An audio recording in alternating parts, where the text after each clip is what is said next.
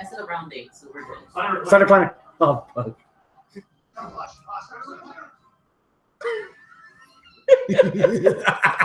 We need to do that on our show.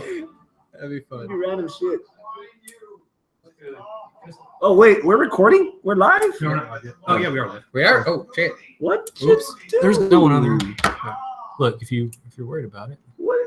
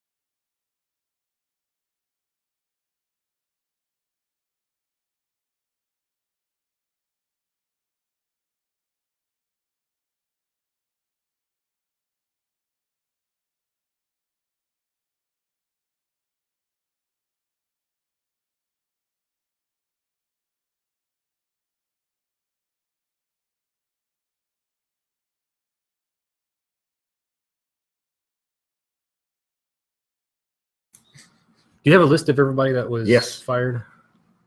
7 fires, 1 walk. All right. Yay, we're here. Ah. See, now they can see you guys. Now we're going live here.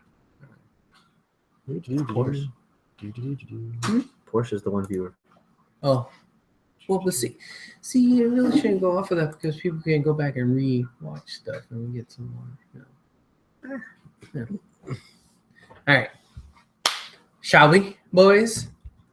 Oh,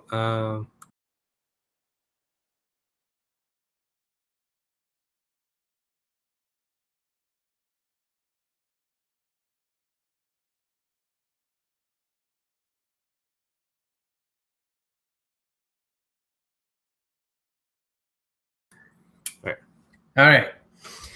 Everybody can see us? 182. Okay. Let's do it.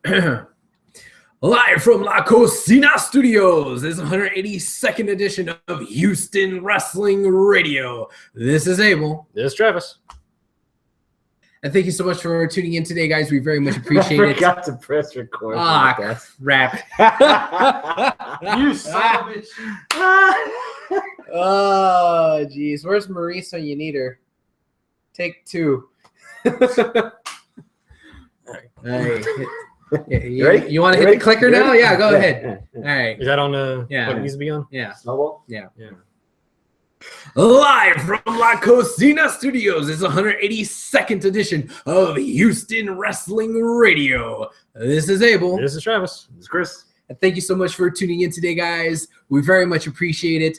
We have a lot of stuff to get to. We got a bunch of news. We're kind of moving on to another pay-per-view. We got ROH stuff, New Japan, T Lucha. Oh, a lot of stuff to get to today. That's assuming we watched everything.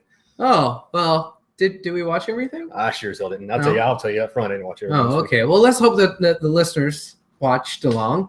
Listeners, if there's anything that you want to fill us in on, maybe we screwed something up, maybe we didn't watch something, maybe you just want to call us out, ask a When question. don't we screw something up? Yeah, whatever. You want to interact. We probably will screw something up. Probably. If you want to interact, you can do so on the little chat if you're watching live on YouTube. We have Portia back behind the laptops, and she is reading what you guys say. So she's kind of filtering through. Say hi, Portia. Hi, Portia. There you go. If you are not listening live and you're doing the old school way on the Podbean podcast thingy, that audio thing that thing with you stick it in your ear holes. You can interact with us on Facebook, facebook.com/Houston Wrestling Radio. We take all kinds of guff there as well. So guff away. And if you're not live on the YouTubes and you want to know, just go to youtube.com/Houston Wrestling Radio. Yes. And Tuesdays at 8 o'clock Central Time. Yep. More or less. You can chat along with us and follow us and interrupt the show. Yeah. And be merry. So, all that being said, Chris. 2 out of 3. News. Oh, news. Yeah. No.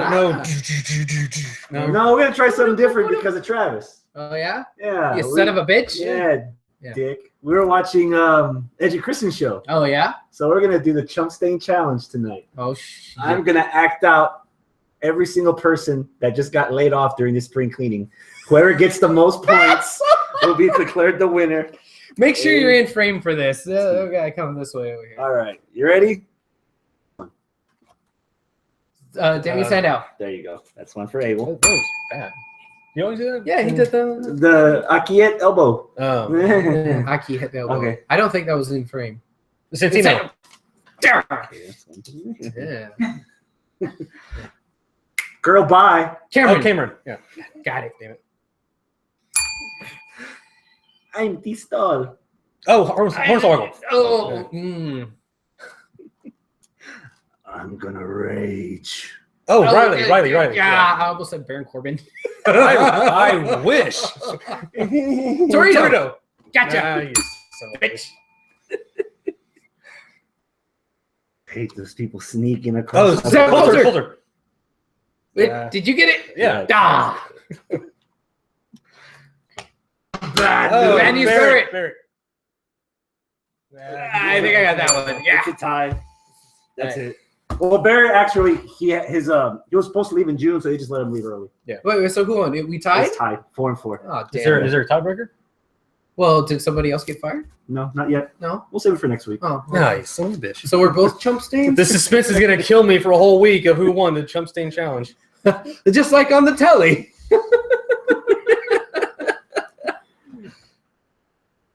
Yeah. Yeah. That was fun. That was kind of late, right? Because normally it's Do it like in usually right after March, WrestleMania, yeah. right? Yeah. Well, with all the concussions and injuries and shit, I guess maybe they delayed it. Yeah. Big surprise that Cameron got let go from the. Girl, bye. I think it was a follow up from what we were talking about last week with the Ryback situation. I'm surprised he didn't get announced.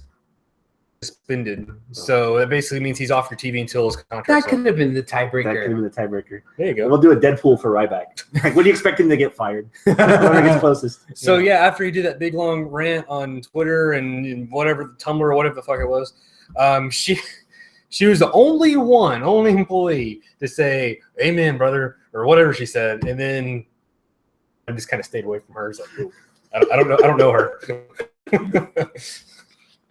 Yeah. And then there you go. That was the end of her. So Ta-da. Who wants to vent about Sandow? apparently everybody wants to vent about Torito? Fuck.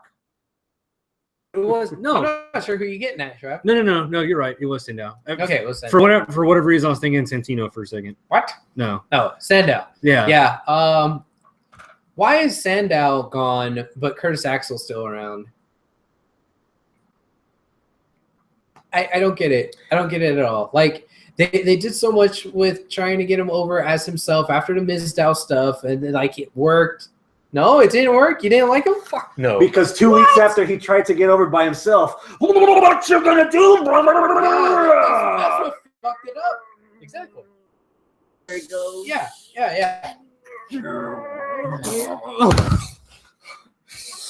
Hey, what you gonna do when my sex tape leaks 5 years from now? Check.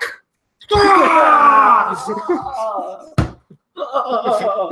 that what's? Oh, that's okay. That's the mania, man, running wild. During this whole fucking Mizdow bullshit, as soon as we're waiting for that fucking blow off feud between them two, I said as soon as they pull the trigger on this, what's gonna happen to Sandow?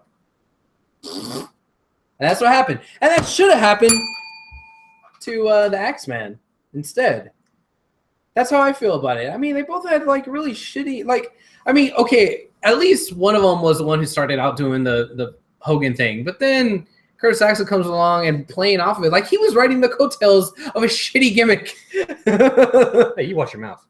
The bigger question is why not put a guy like Sandow in NXT? That's a good question. I worked for Kid.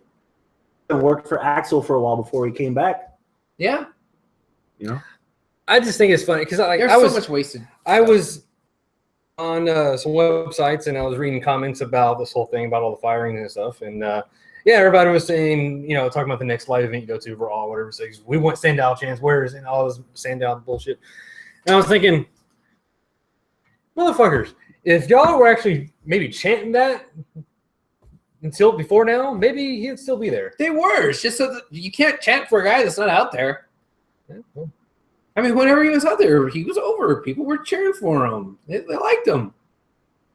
last time that happened. Last time he was on fucking TV, which who knows when it was. That's what makes this so full of injustice.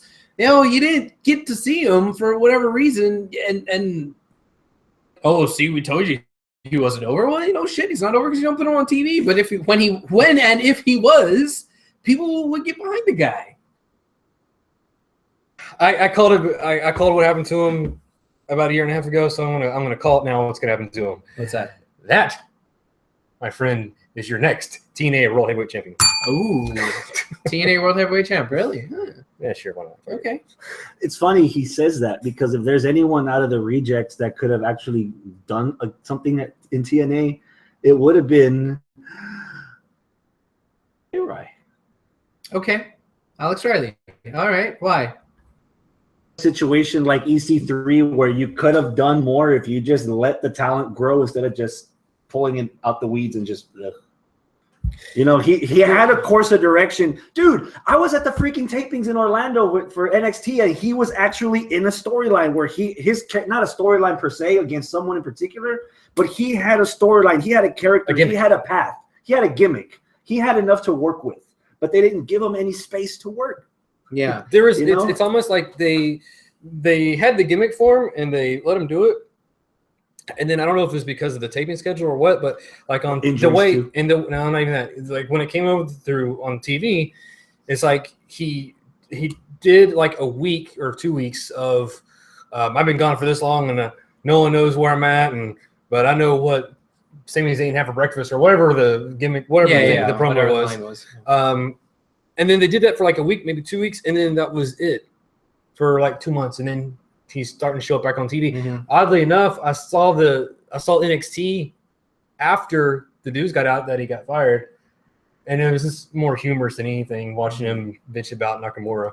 Yeah. Who's Nakamura? Let's stop right there. I don't even know what strong style is. Well, get the fuck out of the business if you don't know what strong style is. It's fucking Well, guess what? They did you a favor. yeah. I think you. Yeah. Wait, this guy doesn't know what strong style is? Get the fuck out of here. That's what got him fired. Yeah, that's what it was. Yeah. That's what I said. Any love for either of the midgets? No. What for Torito and Hornswoggle? Oh yeah, I'm surprised Hornswoggle lasted as long as he did. Honestly, I thought he was already gone. Like seriously. It's I just thought he amazing was. that gimmick lasts longer than Finlay, who brought him in the first place. It's such a shame. I know what happened here. You bring Shane in, so Vince's other son had to go. That's why Hornswoggle went out. That's what it was. Yeah. All right.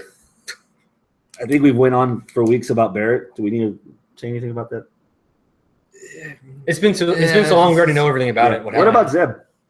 That's surprising. Zeb, I didn't know that he was still on because I thought when he came back that last time for like that little 2-3 week stint, like it was like I'm just going to show up for a little bit and go away type thing. I didn't think he actually had a contract. Yeah, because he wasn't around for all. Yeah. But I was thinking maybe they might keep him on for like creative stuff. Yeah. That's what surprises me more than anything. I was like, oh wow, okay. But they could, I guess, technically fire him as an on-air talent and rehire him as an agent. Yeah, maybe Per se. release him from his talent contract or something. Yeah. It was going to be hard now that Global Force snatched them up already for some house shows. Really? What? Yeah. That quick? Yeah. Wait, for talent? Like on-air talent? Or not on-air, but manager, valet, or something. I mean, he's not going in there. well, isn't anybody using his mind, man? He's got the mind for the business. Yeah, using the stash. Santino's got his own wrestling school, so I think he'll be fine. Yeah, he's fine. Yeah. And he even said something about next chapter or something like that. Or on a tweet Yeah. or something. I don't know. Besides Ryback, who do you think should go next? Oh fuck, where do I start? Geez, there's so many options and potentials. One man and one woman. geez. Dana Brooke. And which member of Social Outcasts? Is Adam Rose officially fired? No, he's still suspended. Okay. Not as He's trying to come back early because he has a prescription for Adderall because he has ADHD. Yeah, fire. So Fire Rose? Yeah, sure. Why not? Fucking. What about the sad story from E60 and his baby? And no, okay. Yeet. Relax, man.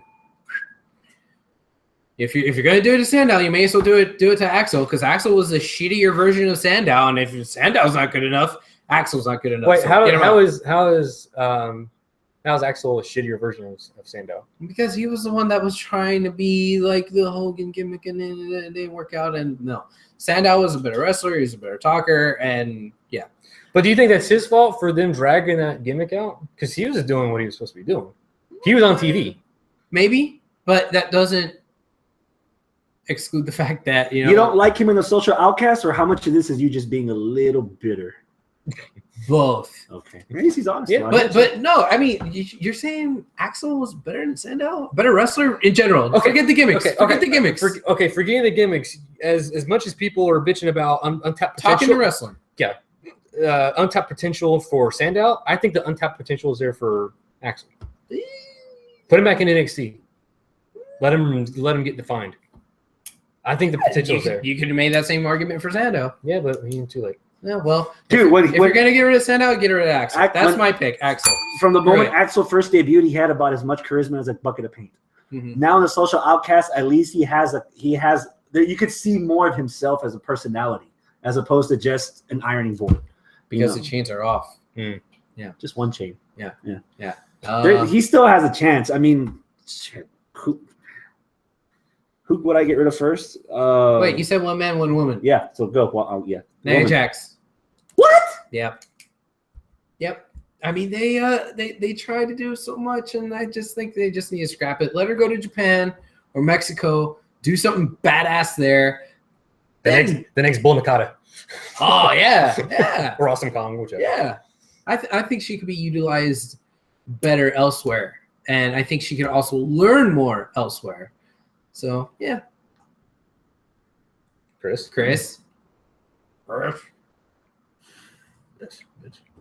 You know, a guy that you say get rid of Curtis Axel. Yeah. It's funny you say that he's like a third generation dude. I would probably scratch Randy Orton. I mean, what has he done Okay. lately? Okay. Besides Rehabbing. getting injured. Rehabbing. Yeah, like it's not even he reminds me of Seth Rogen now. Seth Rogen is Seth Rogen in every movie. He doesn't do a character. Randy Orton's just there. He's Randy Orton. I'm a snake. He does the same shit. And then he gets hurt. And then he comes back. I'm a snake again. That's it. That's it though. But it's one-dimensional now. Like that's already gone its course. He hasn't done anything to refresh his personality, to refresh the gimmick, to try a new gimmick. Like he did the Legend Killer for a while. That was awesome. Then he was doing the legit cold-hearted heel until people started liking the cold-hearted heel because it reminded people of Austin. And then he wound up doing the same things but as a face. And then now he's basically just, hey dudes, I'm here. Like that's it. I get rid of Orton. Well, see, Orton's kind of on his 6 out of 9 lives.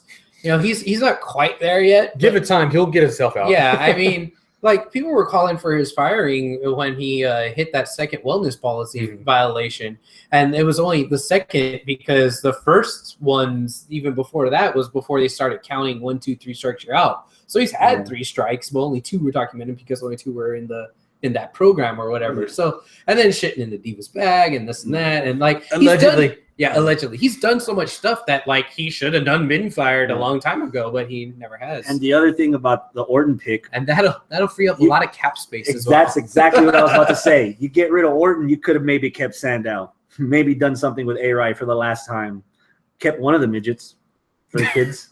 No, fuck them both. Firing a woman. God, I hate firing a woman.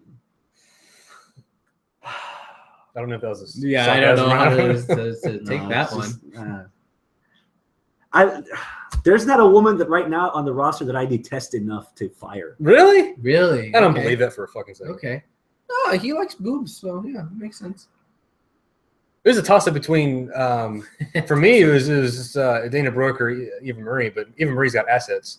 And I kind of want to say Naomi, but you can do stuff with her in NXT. Oh, No, no, yeah, hell no. no, not Naomi. No. Naomi needs to stay. Cameron was the best to get rid If of. they're Yeah. keeping Dana Brooke on the roster, then I'm firing Tamina.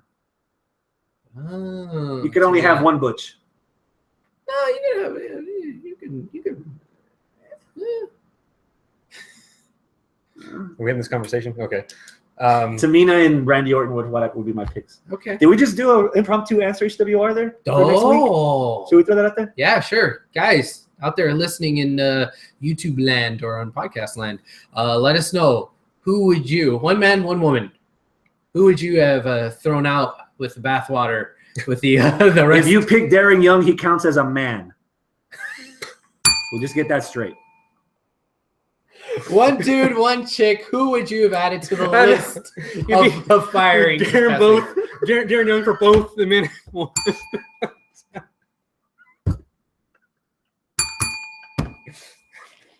I just wanted to clear everything out. I don't want our listeners to struggle. He's a dude. Wrestling fans are kind of. He's a dude. Depends what his driver's license says when he walks into a Target. It probably says male. Probably. I shouldn't have said probably. EC3 at Evolve, Travis.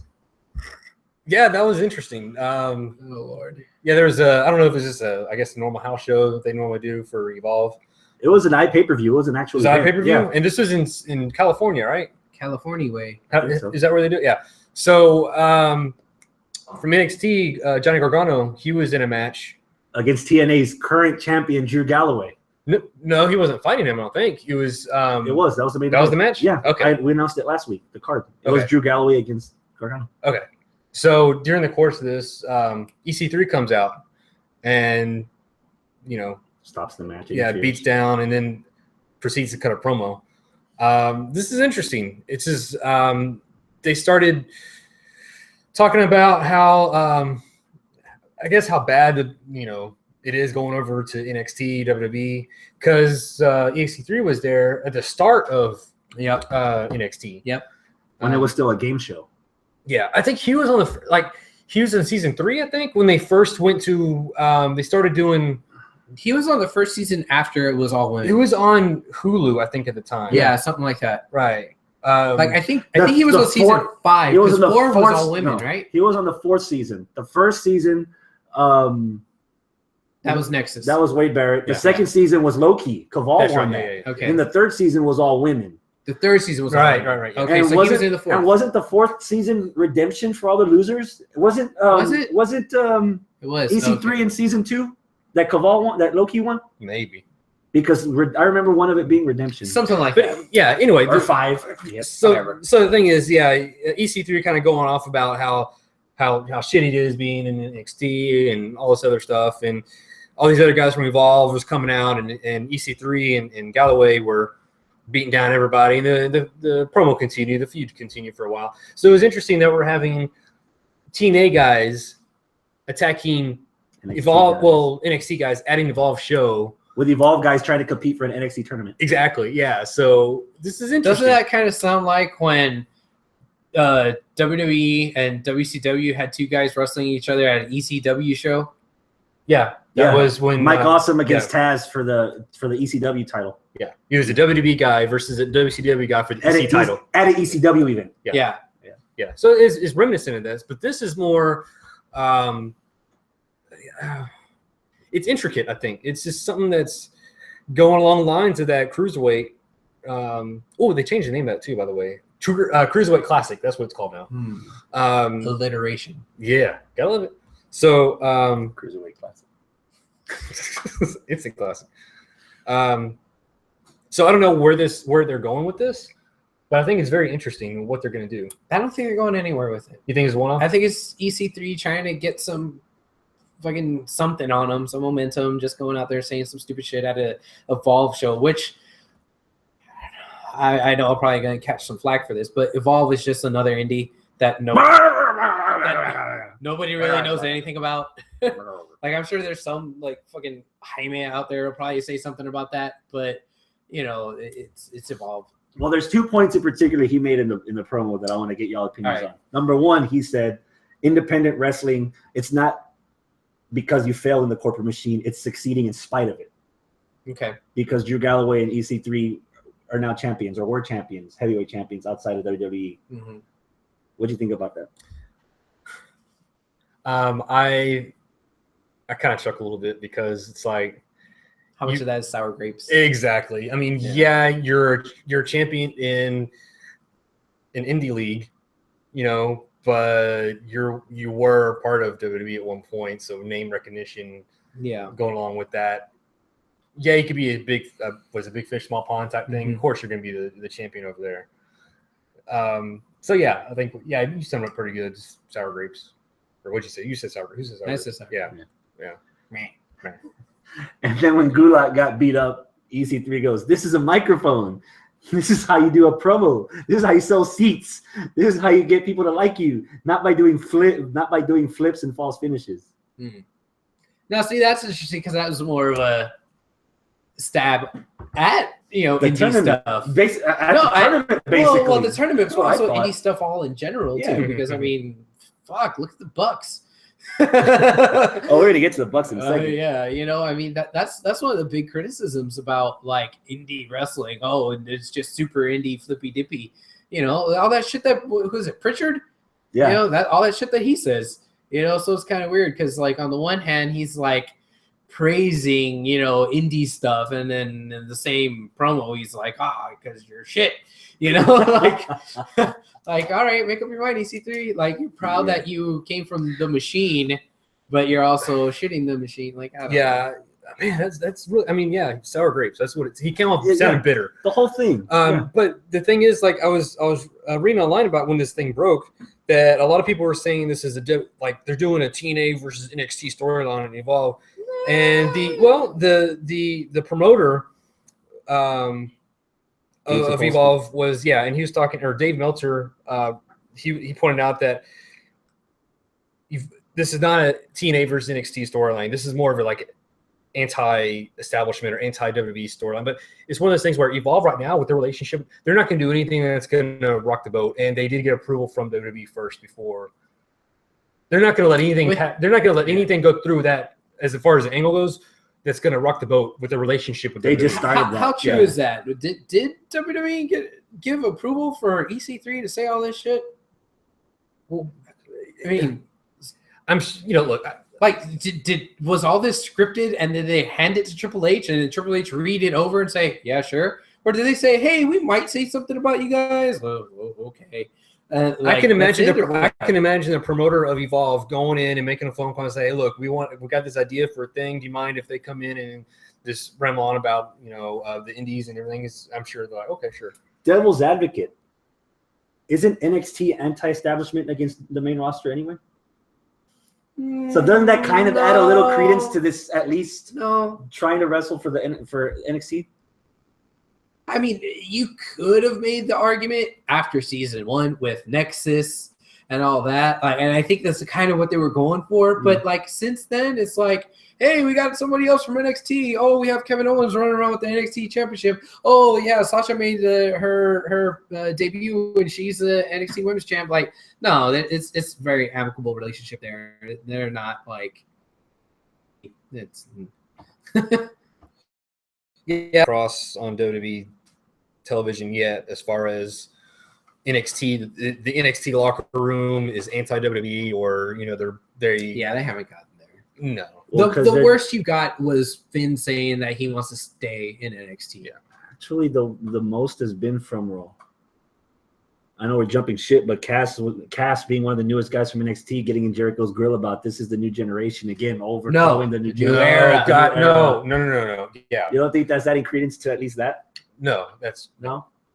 That's just this whole new era. God damn, if I hear the word new era one more time on WWE television. Those are Hold my on. favorite kind of hats, though, dude. Well, those stickers on there, the young people keep them on to make them look cool.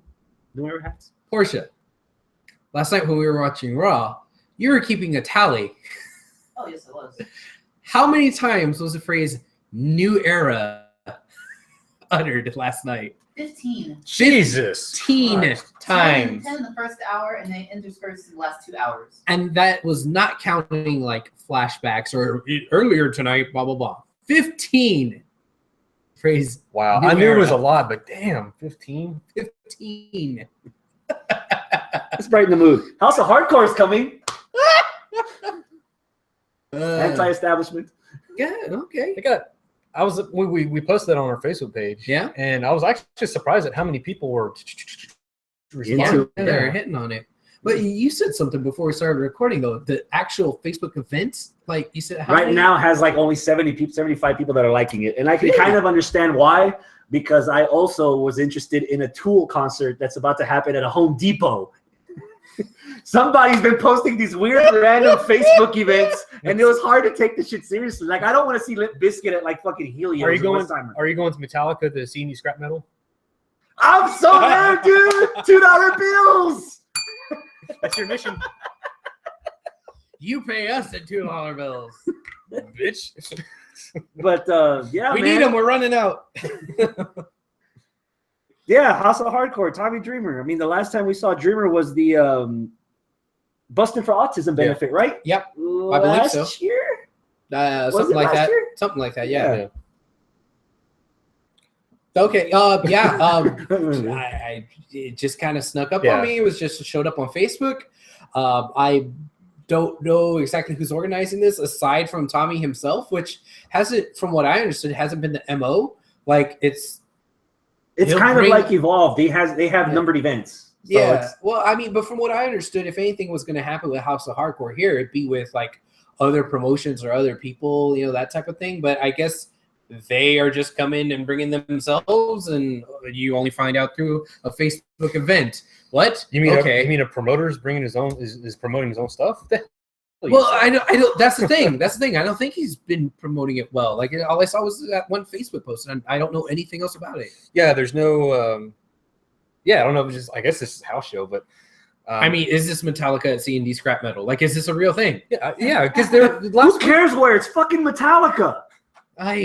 Duh. last week I remember hearing something. There was a news report going out that House of Hardcore was going to be coming to Texas at some Okay. point. Yeah, so that didn't surprise me when I saw that because I remember seeing that last week somewhere.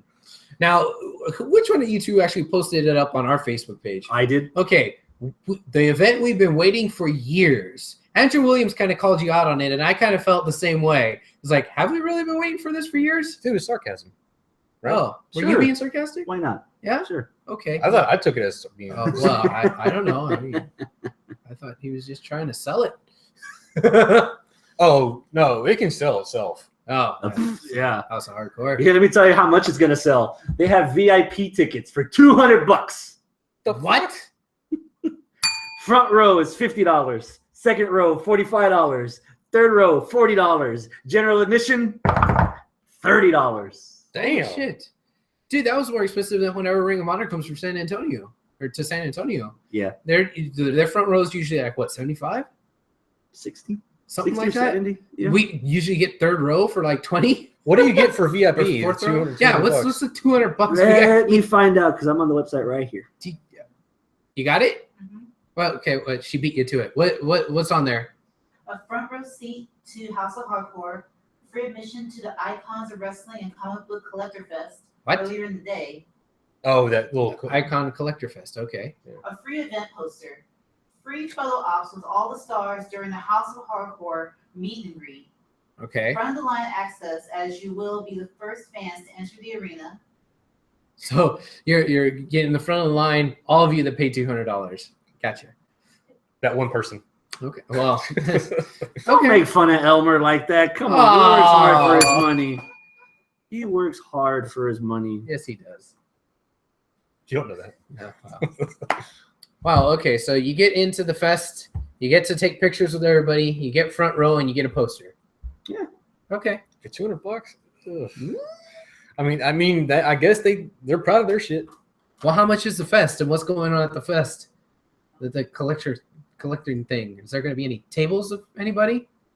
Is it Maybe. yeah? Is it a convention? I mean, what is it? It's a You maybe Houston Wrestling Radio if you scramble up a little Oh. bit of money, Oh. or if we take out from the storage jar, So we instead, could try to sell the rest of your merch. instead of talking crap, we should be putting this over. Yeah, you dick.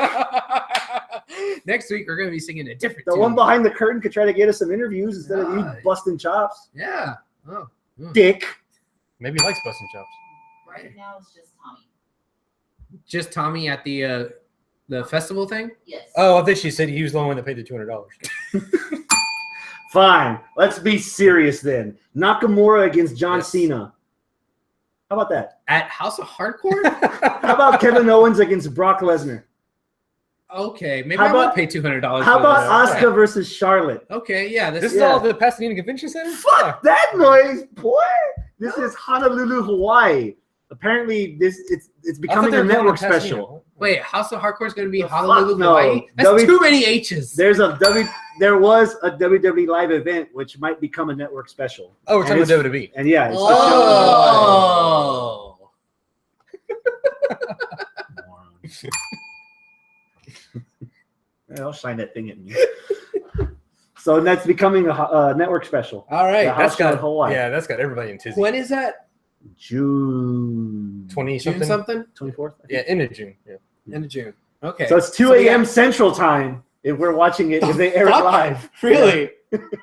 On Saturday? Wednesday. Wednesday? The fuck? Really? Okay. When Are 2 you o'clock on a Are you Wednesday? complaining? John Cena against Shinsuke Nakamura. Yeah, I guess. Brock Lesnar against Kevin Owens. Yeah. What's Travis's favorite line? It's on demand because it's on the network. So How's that? why are you I don't crying? think that's your I don't line. think it's I don't. I think this is an actual statement that you can. I mean, it's, Yeah. it's a fact that you can go on. Well, there anytime. you go. That too. Yeah. What did you think when you first heard the news? I was intrigued. I mean, I would assume that this is a network show.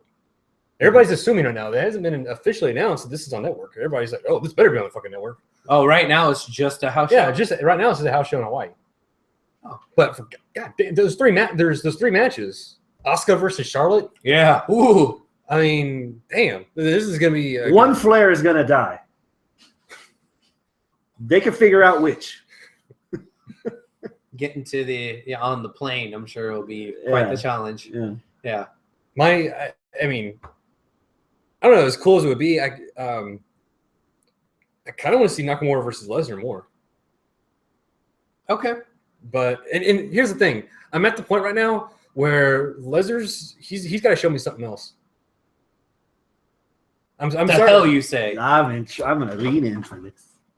Oh, so you can be in frame finally? Okay. So Nobody wants to see this. yeah. No, Don't sell yourself short. I've said this before. Like all his matches for like the last year and a half has been Suplex City. Okay. That against Owens is Owens like he's going to slow down for Lesnar. Ooh. Okay. Yeah. I could see that. I mean, Lesnar's already going to be blown up. He's going to be purple and shit in the face. And that's before the bell rings. Yeah. He's sweating buckets and shit. I'm liking Nakamura versus Cena. That's very interesting because I can go one of two ways. But just the fact that one of Lesnar's matches when he was in New Japan was against an up and coming Nakamura. Yeah. So that'd be awesome. I think that'd be a cool story to tell. You don't think they're saving that for something bigger? Maybe. Now, you could, a lot of people probably say, oh, well, they're just going to have Cena, go over Nakamura. But that may not be the case. And even then, if it is, who cares? I mean, that's Nakamura versus Cena. That's like your two biggest faces on two different continents Mhm. coming together Yeah. in a little island. Yeah. That I just think that's going to be That's interesting. Flair Muda right there. I think. Oh yeah. I think that it's going to be That's a good an comparison, awesome bro. card. It's already an awesome card, but here's the thing. And this is 3 matches. Yeah, it's just 3 matches. Here's the thing, though. Where's the build? Is this just ROH booking where this guy and this guy would be awesome? Let's just throw Dude, them I in wouldn't together. even worry about the build right now. I am. I'm worried.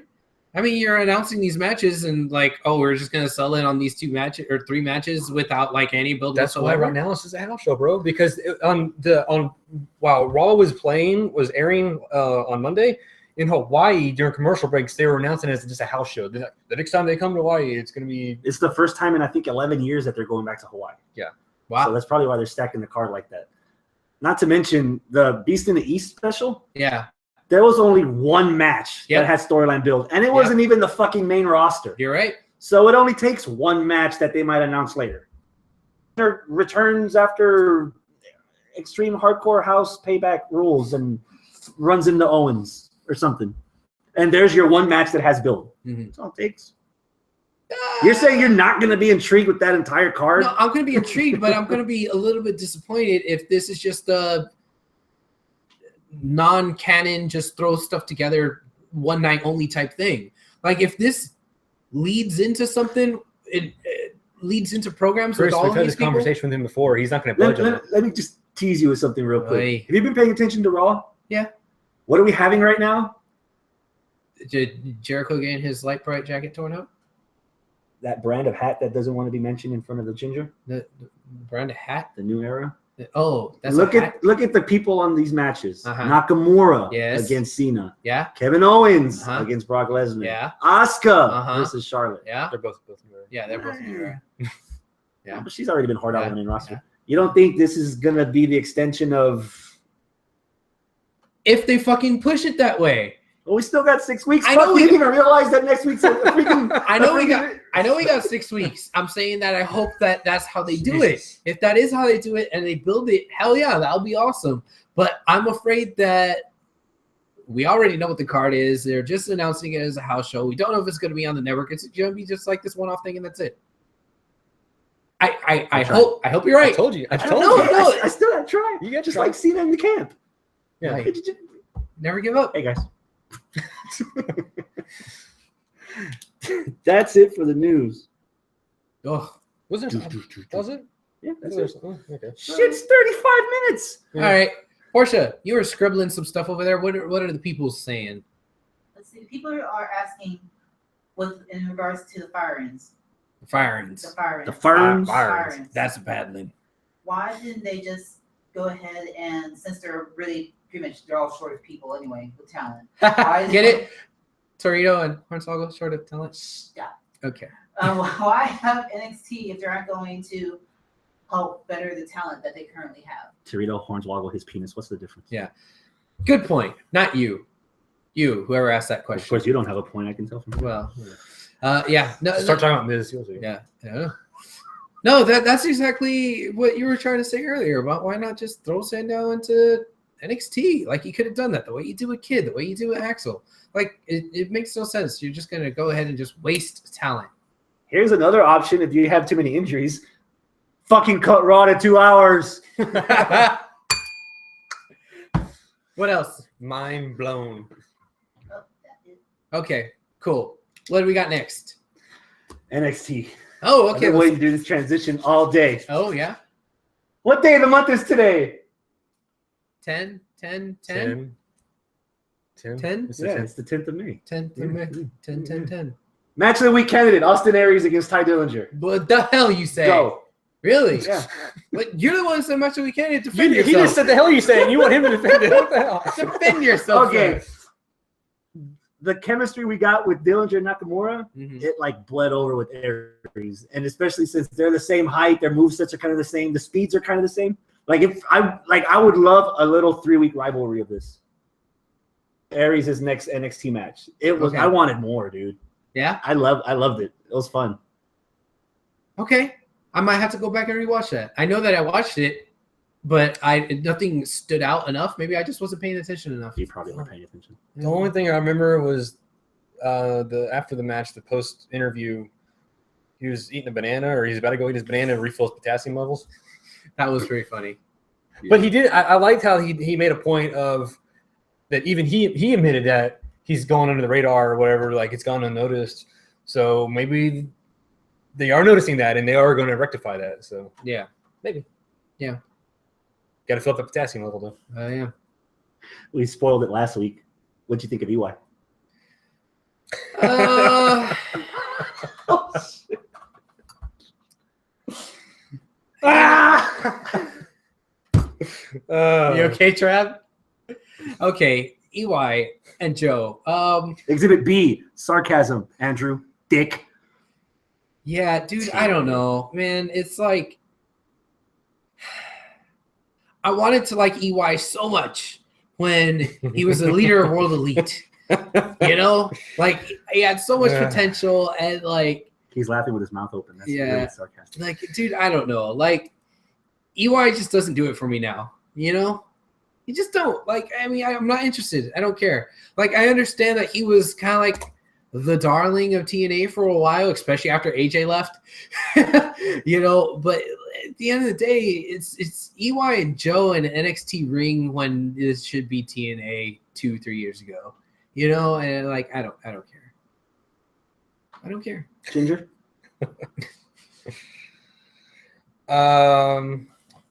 What back? So the thing is, Dude, bye. yeah, dude, it's like Eric Young. If you told me like a year ago that Eric Young and Samoa Joe would be in the main event NXT, I'd be like, really? Eric Young's still alive? No, but Nah. it's one of those things where as soon as he came out, like Eric Young came out, it's like it felt weird. Like it felt like an indie guy coming in and there's are like jizzing all over him because of who he is, but we don't know who he is. Like we're not supposed to know who he is. Yeah. or something. You know what I'm saying? It's just it's kind of weird. It's like 180 now. Like whenever WWE got a debut on TNA, the commentators would freak out about who it is, but they couldn't say their name. Mm. Where over here, it's like they freak out, but they can say their name. Yeah. But the thing is with Eric Young, like he still's got that weird gimmick thing that he had at the end of TNA. Mm-hmm. But over in TNA, he was a heel, right? And now he's a face. I don't know. think it really The matters. promo in the promo itself, the in-ring promo was kind of weird. Like he says, "I collect championships," and I actually laughed when I heard that because I was thinking, Because he held the same TNA title, but it had 3 different names. yeah, that was one. I didn't like. Maybe I forgot that he was TNA champ for a while. Yeah, he was. I actually went back to YouTube and watched it when he beat Magnus for it. Really? Yeah. Like, This was like 2 weeks did after. you forget though? This was 2 weeks after Daniel Bryan WrestleMania 30 won the title. That's right. Yeah, and we even said that. Oh, they're just trying to. We got a midget with a beard too. Yeah. God damn, I forgot all about that. Yeah. But I just like really you collect championships. I mean, like, if you want to get excited over somebody jumping over from NXT or from TNA over to NXT, it's Styles from like 4 or 5 years ago. Of course, he bypassed NXT and went straight to the main roster, but Styles from 4 or 5 years ago. Joe at any point in time. Daniels from like 10 years ago. And like maybe that's it. You know, to get and Aries maybe from 4 years ago. But like right now, anybody jumping ship from TNA, it's like, okay. And then you're gonna shove them in the main event. It's like, all right, I don't buy it. And then make But it tap out. then you shove them in the main event with Joe. It's like, oh man, First this night is in. it feels too much like they were trying to recapture the magic that never was in TNA. Exactly. TNA. Let's see. TNA is Uber without the background check. They'll just let anybody in because they need the drivers. NXT is Uber with the fingerprinting. They'll only let the good ones in. And at that point, I'm already getting tired of all the good ones. Like Eric Young doesn't need to be there. Eric Young doesn't need to be there. Eric Young barely passed the fingerprint background check. Gotcha. He was an inch Yeah. taller than Yeah. the minimum Yeah. requirement. See, that's the thing with Eric Young. Like he could have been like one of the guys in TNA, but he never quite got there until everyone else left. Yeah. And everyone else was already fucking shitting all over TNA. So like he was like the king of the mountain when the mountain was a molehill. I would dare to argue that Joe's biggest moments weren't really in TNA. It was in Ring of Honor when he was the Ring of Honor champion and being undefeated and plowing through CM Punk, Homicide, Austin Aries. AJ Styles' highest high point in his career. As much as he did so much for TNA, Dude, Bullet Club, 2 years in Japan with Bullet Yeah, Club, Bullet Club. that made him even jump the line and go straight to the main roster. Mhm. Nakamura, he survived Brock Lesnar and was the youngest champion IWGP New Japan ever had. Yeah. So he has merit, credentials. Aries, maybe to a small extent, because he dabbled in a lot of places, not just one place. Yeah. Besides, But he finally beat Bobby Roode. yeah, And he won the TNA title there. What was it, like 6 years ago? yeah. Oh, man, that was a big fucking deal. Other than that, Oh, I forgot about that too. yeah. Other than that, there isn't really, as much as I like James Storm, as much as I like Bobby Roode, the possibility of beer money in NXT. That's it. There's no one right now in TNA. Regardless, if we all agree, the problem with TNA has never been the talent; it's been the management. Regardless, that's not NXT's burden to carry. That's not WWE's burden to carry. It's like, oh, let us do right by the fans that we fuck over on the main roster anyway. Let's just give them some warmer bread on NXT and some colder water in NXT by bringing in the TNA guys they kind of like. No, that's not their job. You know, I can't believe I'm saying this, but to your point, at some point, if NXT is still developmental, where the fuck are the people NXT are developing? There you go. To be fair, Eric Young is not under NXT contract. That was a one-off appearance. Really? He's not signed a contract. So the same way with Storm, where he could be showing up he's not, and then he's not under contract either. Yeah. Matter of fact, it was released today that Eric Young signed a 5-year deal with TNA. before they Global Force. before they were released of their TNA contracts, they were owed so much money, and it was announced their agent or whatever said that by the time that both Bobby Roode and Eric Young left TNA, they're out. They're like TNA owes them a total combined of like 6 figures. Mm-hmm. Wow. That's how back behind TNA is right now. Wow. So I don't know why they haven't signed any NXT contracts, but if you sign that shit. The pop Eric Young got for the first 30 seconds, the Harley logo, awesome. The promo, the match was weird. Like, I don't even. There wasn't chemistry there. It felt like it was lacking something. Like Eric Young was lacking a difference in When did offense he- that made him 'cause he stand never out. had- 'cause he All he never- does is Dude, he never like fought Samoa Joe in team. They never had No, a he feud. did. He a did. few times, but it a was feud? sparse. It was No. never built. It wasn't Yeah. a feud storyline. Yeah. It was just one off. Let's fill. That's what I'm talking Let's about. fill There's 8 no, minutes. There's no history with them. They just On they just pop. both happen to be in TNA at the time. Yeah. Yeah. How about No Way Jose? Oh, You see, I got him. yeah, you did. Oh, God. Stop it. 2 matches in. What do you think? Of No Way Well, I Jose? missed the first match, and Okay. this is my first time to see him. Really? the root of his wetback comment earlier. Thank you. Oh, there it is. Okay, I get he dances a lot. Okay, great. You know the thing Give is, me a positive then before you kill him. Is there any positives to No Way Jose at all? You don't like the Puerto Rican baseball right hand punch? Oh, Pitch. God, you stole my thunder. I love that. no, I mean to his credit, I mean he's got some dance moves. I'll give him that. But other than that, like No Way Jose is his fucking name. What the fuck? Hey, it's the same as Bad News Barrett. He got over with that. No Way Jose, Bad News Barrett. It's the same formula. Ugh.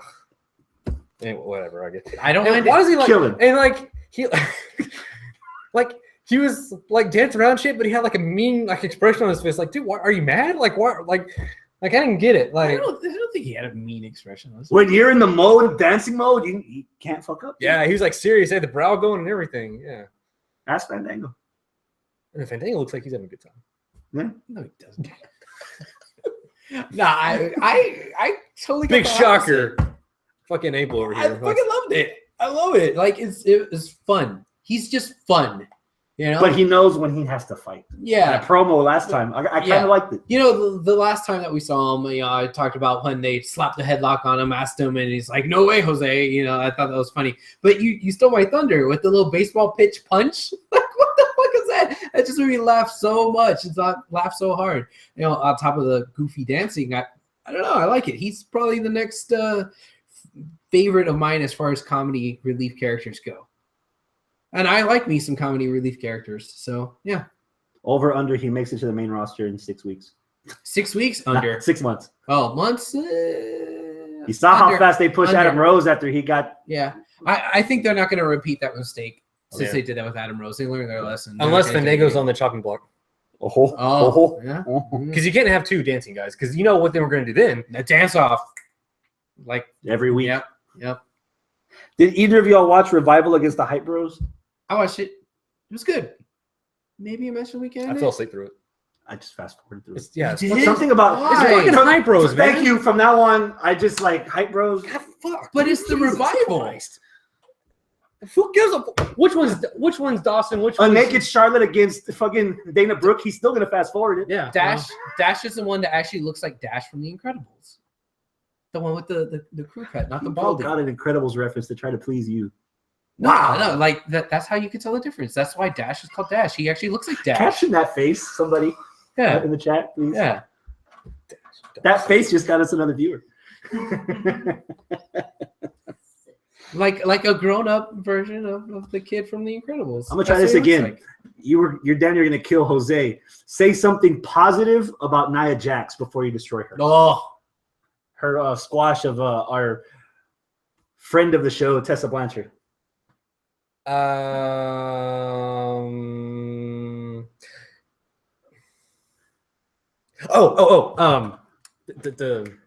I can do this. Hold I'm on. not like those girls. I know you're not. Yeah. I know. It's got more estrogen though. and he has a flaccid penis. I can embrace my feminine side. I know you do. So do Nia you. Jax, something positive. She's not smiling anymore. Okay, I did notice that. all right. She's more of a monster now, like a gimmick. She's being more consistent with it. That's something. That's Wait, I was saying you're gonna compliment her again? No. No, one's That's- good enough. You don't want that's- to push your luck, huh? Yeah. Because you're saving it for Dana on Raw, the Raw talk. Oh. Yeah. Oh, yeah. I'm gonna get you again with that one. We're gonna Tessa save versus- that for Raw talk. Tessa versus Nia. I wasn't really expecting Tessa to win because I think they still kind of have her in that Dana Perazzo kind of area where we just have her around, we're testing her out, we're gonna let her develop. She Which needs her I'm- own Ferrari logo. Which I'm fine with. I like Tessa. She's cool. Who doesn't? Yeah, who doesn't? I wish She's they'd use her- Such a sweetheart. I wish they'd use her remix of the Four Horsemen theme song. Oh yeah, that'd be awesome. Yeah. Ooh, do you need a towel? I'm always sweaty. What's the excuse now? I do want to say one thing since we're talking about Tessa. Did y'all watch the Table for Three No. No, with Flair, Blanchard, and Anderson? no. I need to watch That's that. a good episode. And the cool thing is, like, towards the end, throughout the episode, it's only like 20 minutes, but like Anderson keeps like thanking Blanchard and Flair for teaching him everything that they knew while they were the Horsemen. He says in those 2 years he learned more about it in that 2 years than in his whole time in his career. Wow, what a backhanded insult to Oli. Fucking guess who wasn't there? Ollie. But no. Deleted scene. He's actually the waiter. Aw. He did look familiar. Table for 4. Here's my point. He said that what did he say? Oh yeah, that they taught him everything that he knows in wrestling, and now it's come full circle that he's teaching both their daughters everything in Nice. NXT. So it's a nice Circle of life. Circle yeah. of wrestling. I think he said that, Circle of Life. So Yeah. but anyway, it's a cool little story, Okay. about that. But it's a good episode. There's that one, Hey. and there's another episode too. Was it you that was telling me that Ellering has a daughter that's Yes, wrestling now? Yes. Really? She did. No, Scott mentioned it to us in a Was group it? chat. that was me. Oh, it was you. Okay. She How did you hear about this? Is she in NXT or is she developmental training it was at the- NXT. or in Orlando? Yeah. Oh, I don't think it's not on TV, but I mean Yeah. she's there, okay. and she's using the last name Ellering. Really? Yeah. Nice. So Another addition to our 4 horsewomen, maybe. Yeah. Yeah. I'd like that. Getting there. Yeah. we're getting there. Yeah. So back to this Nia Jax. What did y'all think about? I guess this is going to be a new thing for her when she comes out. They like the extreme close up of her eyes, and then the commentators kept saying, eyes. Oh, you gotta see her. Look at those eyes. Look in her eyes. Oh, her eyes. Yeah, we know she's got eyes, but you know. I kind of wanted to compliment the production team, the kids in Full Sail, because that literally production value that I see on Mondays on Raw. They did a lot. For example, when Nia was in the ring, they did that boom camera where it swept from one side of the ring to the other. You could just see not like the whole front 60 view of Nia. Okay. Like there was a bunch of camera tomfoolery that they do production wise that you would see on Monday Night Raw that I'd never seen done on NXT. NXT's camera work felt more like just ECW, just handheld cameras, and you see what you see. Last week felt polished. It felt produced. It felt like somebody was in charge, wanting it shown a certain way. Well, and another instance was the Nia Jax promo video, where instead of seeing her in the ring, you get like, I hate to make this comparison, the old school TNA on TNN, where they would show the first 10 or 15 seconds of a promo video before the wrestler walked out of the tunnel.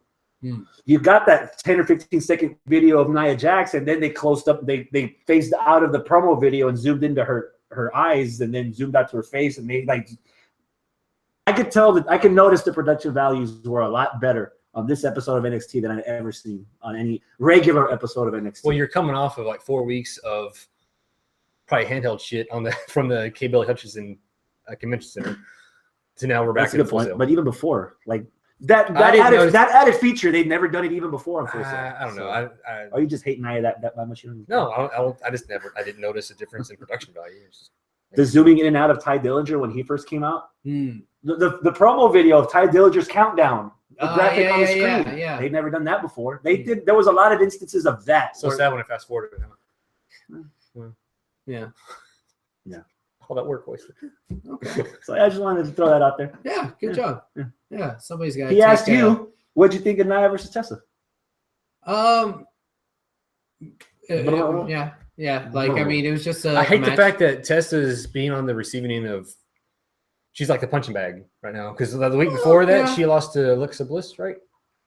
Was it Alexa? I think so. She lost to somebody. Yeah. Which, I mean, look, it's only was been two Alexa. matches. It was For the it's most only been part, two matches. For the so- most part, Tessa's an unknown, but when you have the commentators, it's a double-edged sword. Like the commentator, like especially Corey, he's like putting her over as daughter of Tully Blanchard, but yet she's getting squashed. It's like you're taking one step But forward, I one mean, step are they back gonna do that as a slow burn? I think if they are, I might be okay with The it. Alexis match wasn't a squash. It was back and forth. Yeah. Alexa won. Nia Jax, she's being built as about to be the #1 contender to Asuka's title. So if there's anyone that deserves to be squashed too, it's Nia Jax or Asuka. But if she gets beaten by like Eva Marie in 45 seconds, I'll be where you are. Okay. Yeah, fair enough. All right, what else we got from NXT? NXT, that's it in a That's it? nutshell. Yeah. Okay. Portia, do we have any comments regarding NXT? For the Nia versus Tessa match, you can kind of see it as kind of almost legacy versus legacy because it's still generation versus generation. Oh, yeah, that's a good point. But I mean, I want to get like if they're actually going to do that, they need to build that. And I don't think Tessa's at that point yet where they build it. Ew. No, you don't even. Charlotte, Tessa, Ellering, and Nia Jax. How about that for your 4 horsewomen? They're all second generation, sure. What the fuck? Why not? Maybe. Does that mean Nia's the Mongo? Ain't it pretty? Ain't it pretty?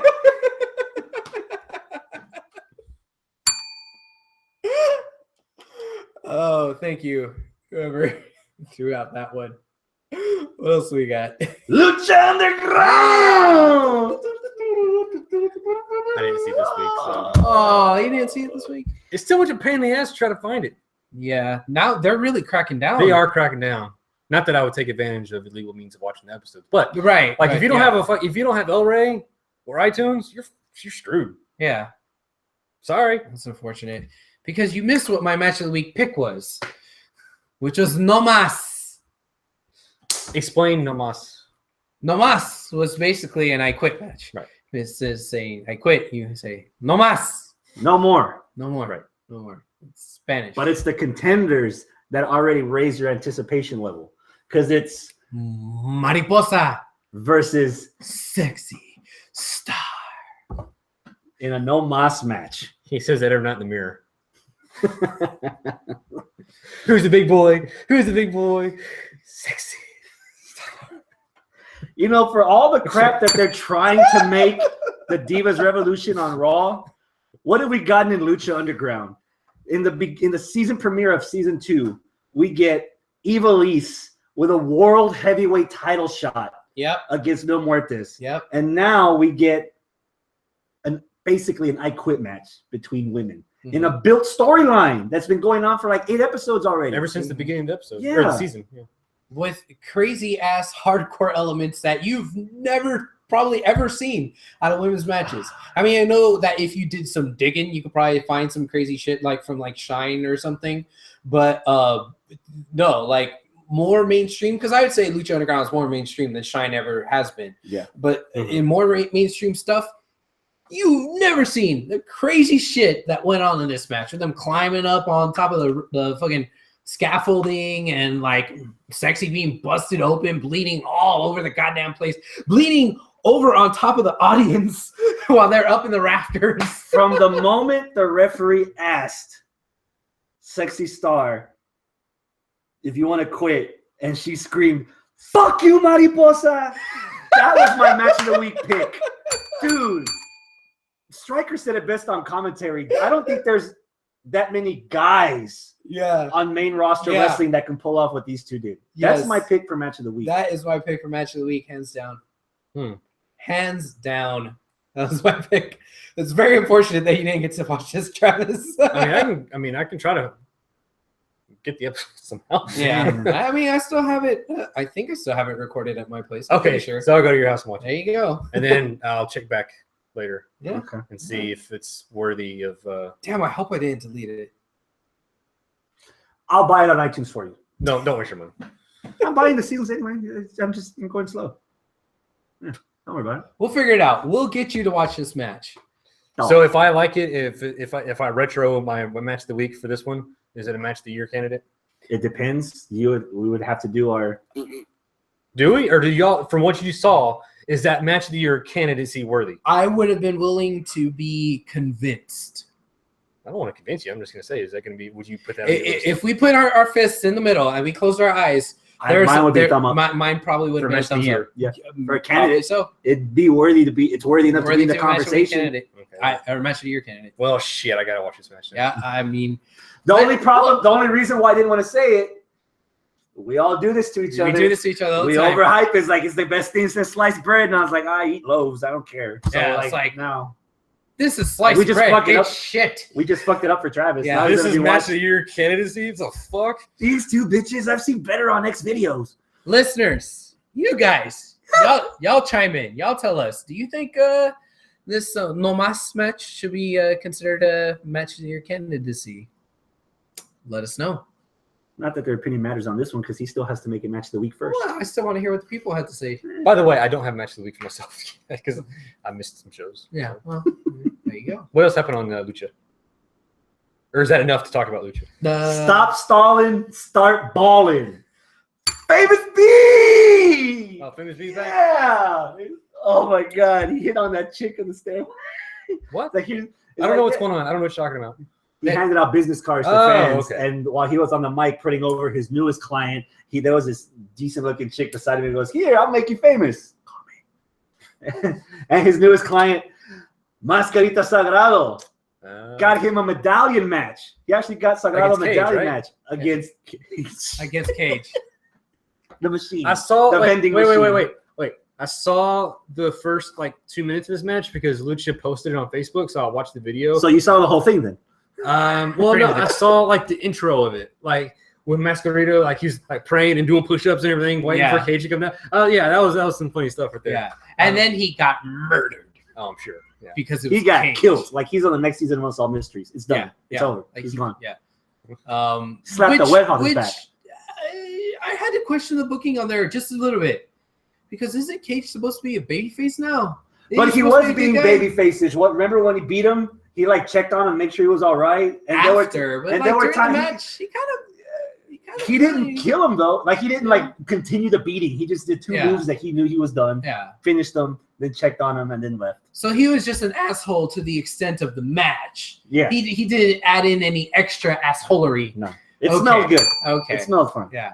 It was entertaining. I loved it. And fucking Famous B, like, he's like, you'll get him next week, kid. Come on. Don't You'll be worry all about right. it. You'll be okay. We get him next week. Oh god. That was You bring hilarious. him out there with Brenda, you've already got my attention for Sagrado. Like, Yeah. I'm already a fan now. So, Yeah. Okay. Yeah. Poor Mascarita. The other side of the main event fence, we had the Mac against the Moth. Yeah, like for all the things that Mariposa versus Sexy Star was, Mac versus Moth was not. For me. Yeah.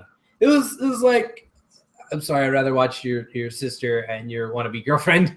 And that's what I was hoping the payoff would be. When they were hugging, I was like, oh man, Sexy could start dating this dude. You know, once you go I mean, black. her name is Sexy and his name is Mac. Come on, man. Action, action, action. Let's get to it. Someone's gotta get laid. Somebody needs to teach him how to do it right. It's just fucking Christina Aguilera shit That was- don't work. That was, remember Curry Man? Sinestro de la Muerte against King Cuerno Sinestro. from Medallion. Sinestro. The one guy of death from Mil Muertes' from the three-pack. trio of the three. Oh, he's death got a dudes. name? Yeah. Sinestro de la Muerte. Oh. I thought you were talking about the villain from Green Lantern. No, Oh, no. He's black. Yeah, not Sinestro. Oh. Sinestro de la Muerte. Oh, okay. Yeah, no fear ring, nothing. Yeah. Yeah. Just do the match. So what's he doing now? He What's was in a going on? match He was a match against King Cuerno for another medallion. because Oh. King Cuerno had, or well, Oh, because it was- last week he like transformed into this big Super Saiyan dude. right, Oh, right, okay. and Blue. and what's her name? The licking one, Katrina. Katrina. She The licky one. she I'm wanted never to get forgetting that name. she wanted to get back at Cuerno because she was supposed to be manipulating him into getting the medallions. So there was a match. So who won? Sinestro? No, Cuerno. No, Sinestro won. Sinestro won. Yeah, Sinestro And won. he has a medallion now. Yeah. Yeah. I think all the So is medallions he a have been given badass out. now or what? No, he's, He was just He kind of still him. sucks? No, I wouldn't say he sucks. He was well, just, he's meh. he was just Man, he's there. same He thing. needs more character development. I think. Yeah, like I don't. Does he still have a mask? yeah, The skull mask? yeah, the same. No he electricity. looks though. exactly the same. Yeah. Oh. In fact, remember last week how we were talking about the commentators not knowing anything? Matt Stryker did say something about, well, you usually see him with his other two companions, whatever, and like, I don't know why he's out here by himself tonight. So another one of those little details, with the Matt Stryker not knowing shit. Of course, now the way you're saying it is like that's easy for the commentators now because now all they got to do is just question something that we saw backstage. Yeah. or just not know something that Yeah. happened backstage. Yeah. You have been stating the last couple of weeks, you were complaining about rehashing season 1. Yes. What do you think about? Oh, this is new to Travis. What do you think of graver consequences this week? Dude, that was the first thing I thought. I was like, Fill this them in on is- what Wait, graver consequences Are is. they rehashing grave consequences? they are, and we're gonna have graver consequences with Mil and Matanza Cueto. And yeah, I know you did. I don't know exactly what they mean by graver consequences because he just said instead of 1 casket, we're gonna have 4. Like, Yeah. does that mean that there's gonna be more participants, or is it still just 2 or 1-on-1? But there's just more caskets around the ring, and if Well, so, This is getting TNA level stuff. yeah. Whoa! Really? Yeah, Yeah. like you've already lost me. Like, yeah, if that's all it is, if it's just another casket match, but with just more caskets, like that sounds like they're jumping. If the it's a shark. fatal 4-way match with and you got to put 3 other guys in caskets, then Yeah, even if it's that, because see, what I was thinking is 1-on-1, but with just extra furniture, But if like I don't it's- get it. Like why? Yeah, It would have yeah. made more sense if it was 2 caskets. Well, even Because you then, have to like, bury. if it's 1-on-1 and there's 2 caskets, what you're gonna? Yeah, why do you still need more than one? Because you Yeah. got to bury the co-partner. Oh, like Barry also own- Cueto or Bury, Katrina. yeah, if you Huh? want to, you can't get rid of one without the other. So if you want to get rid of Mil Muertes, you got to get rid of Katrina too. So Or if gotta you wanna stick get- so you got to stick both of them in caskets. Or if you want to get rid of Matanza Cueto, Cueto, you got to and get rid Dario of Dario Cueto. So 2 caskets for them. So Yeah. I think maybe Maybe that's what what it all is. 4 of them are there for. But I don't know. Now that you said that, Travis, now you ruined it for me. No, man, that's But it's starting to get this. This might that's be stupid. this might be the first strike of season 2. Only an asshole will make a match like that. Oh, there you go. A bullet for them, a bullet for you. That's it for Lucha. Get your ass kicked for seeing something like that. Yeah. Are we taking a break after this? Almost. Okay, We'll almost. do a rapid fire real quick. Global Ring of Wars. Honor. All right. Global Throw it out Wars there. over the weekend. Bobby Fish beat Ishii, new Ishii? television champion. Yeah, Okay. so he's a new television champ.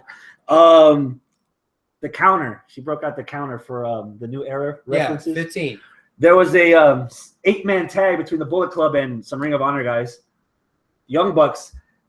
In that match, there was a total of 0 super kicks. What? None. Zilch? Zilch. Nada? Zip, nada. The square root of Jack. Bupkis. Yes. Wow. Nothing. So no. The main event. Jay Lethal. Scene super kick. Oh, okay. Jay Lethal. Cole Cabana. Lights go out. Lights come back on. Uh-huh. Adam Cole's in the ring wearing a Bullet Club shirt. Ah, yes. And they end the show with a total of 51 super kicks on the super kick counter. And even What? Kevin Kelly and Steve Corino, everybody got super kicked. Everybody. They ran roughshod over everybody. 51. But Now, remember, there's 5 guys in the ring for Bullet Club. There was Uh-huh. the Young Bucks, and then there were the 2 guys from New Japan. Tonga that's got the face paint, Yeah, the yeah. other guy, and then Adam Cole, so that makes 5. uh-huh. Spread out the super kicks around 5 people, yeah. 51 total. 5 versus who? Yeah, I'm confused. Jay Lethal, Cole Cabana, referees, security, Kevin Kelly, So they Mr. super kicked Wrestling. everybody. They beat the shit out of everybody. Yeah, Okay. 51 total. So they did a Nexus thing. Yeah, basically. Okay. And then they taped some matches afterwards for television. And Oh, after 51 super kicks, Yeah. and they kill everybody. Let's go on to the next set of tapings, guys. yeah, poor Bobby Cruz. Adam Page Fuck. also joined. Joined he the Bullet left. Club? Yeah, so he left a decade. And Adam Cole, which now the defunct Kingdom, because there's nobody left yet. Right. They're gone or injured. So there you go, Bullet Club. So Wait, because you know, Taven's Injured, he right? has? Even Aw. before Mike Bennett left. He Really? got injured the same time Bennett left. Yeah. Aw.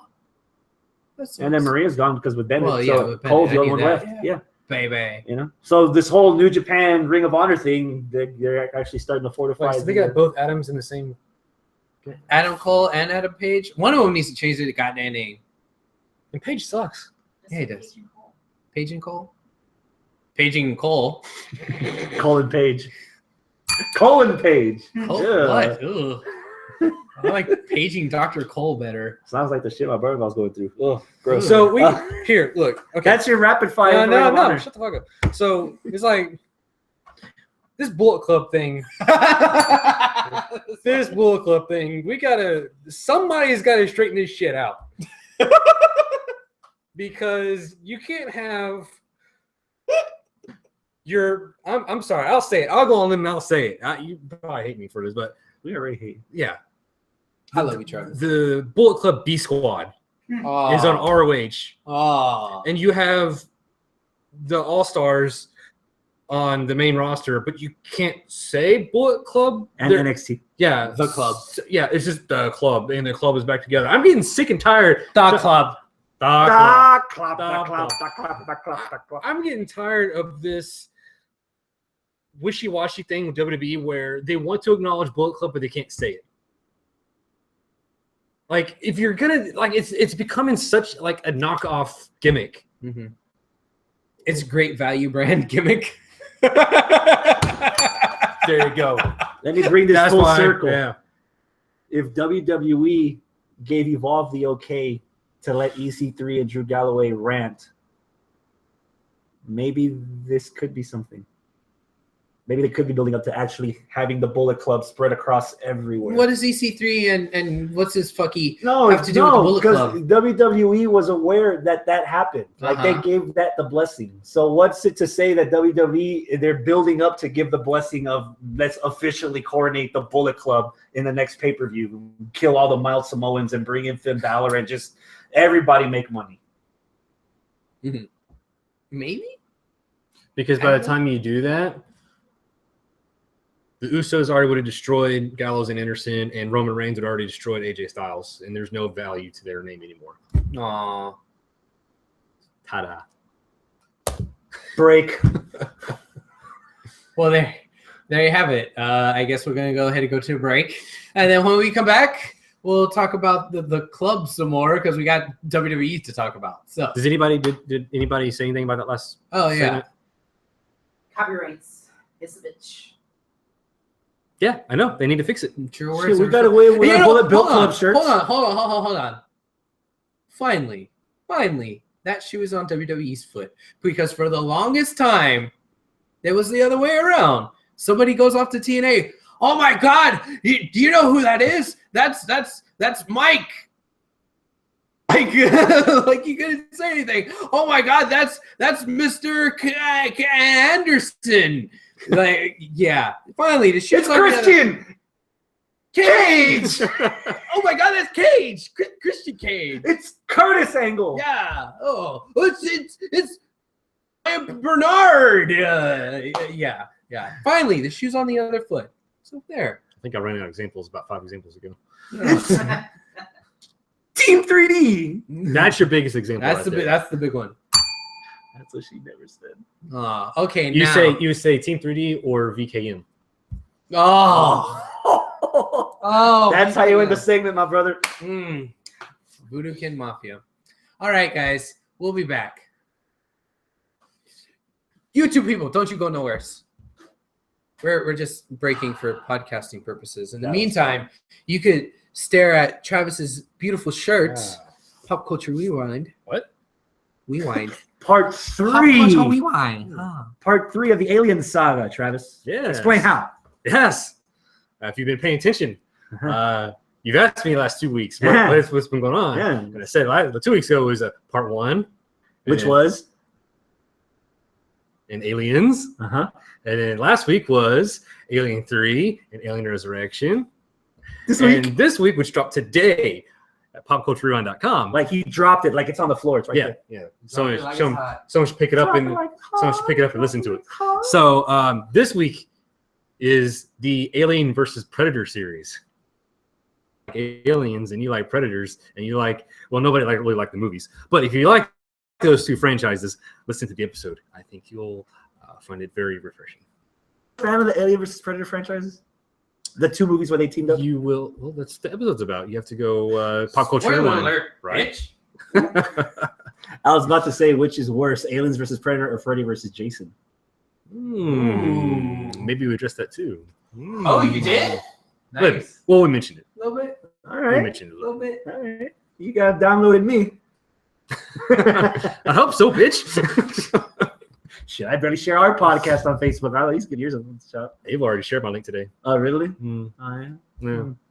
Well, the night's still young. yes. And then next week is the grand finale. We talk about Prometheus. Ooh. And the sequel, right? They're working on a sequel? We're gonna talk about what we know so far about the news. It's broken from that. I'd cover your ears if I were you, unless you saw the movie. First impressions of Civil War.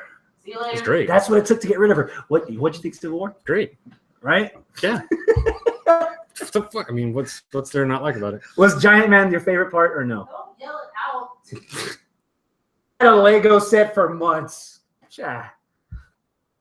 Yeah, that was a Was that your favorite part? Giant Man? Spider-Man referencing Empire. What was your favorite part? that finally someone got Spider-Man on screen correctly. I didn't realize how, I guess, difficult it was to do that, but I wasn't sure about the age at first, but him being young, it works. The costume, I wasn't sure if it was going to work at first, but seeing it in action, that's what I was waiting for. I was waiting to see it in action. And I purposely didn't watch any leaked footage of his scenes before. Yeah, me neither. The Like, only at some one- point they were given, that was Yeah. like 20 minutes of the movie already has been out in Yeah, commercials. the last trailer I saw for Civil War was the Spider-Man reveal. That was it. I didn't watch anything after that. So I was waiting to see him in action, And damn, they got. I mean, it just felt like you're watching Spider-Man come to life on that. And just his personality, his jokes, his humor, it came across very well. It's almost as if they knew how to write him. They knew what to do with him. It's crazy. So yeah, I was surprised. Yeah, that was probably it was a nice surprise what they did with Ant-Man. So, but the story was very well. I mean, nicely done. Everything made sense. It was very organic on how everybody started to come to blows there. So I don't want to come across as a hater. Third hour of Batman versus Superman, I was not emotionally invested in any of the characters on the screen. I liked Affleck's Batman, but I didn't care about the build up to the fight because it wasn't organic. It didn't make sense. It didn't make sense. You could do the whole movie without that. By the time everybody was doing it out in the airport, I was like, no, like I was already emotionally invested. Like I didn't want either team to win, but I was torn, like what was gonna happen, and I like was still like, there was a kid sitting next to me, and me and him together were just like this, because I was like in it till like the very end. And don't read that. Don't read that. What? Yeah. What do you think I'm not reading? Facebook Messenger. Why? No? Oh. Okay, good. What? Because we just found a tiebreaker for our Chump Stain Challenge. Oh. Yeah. Oh!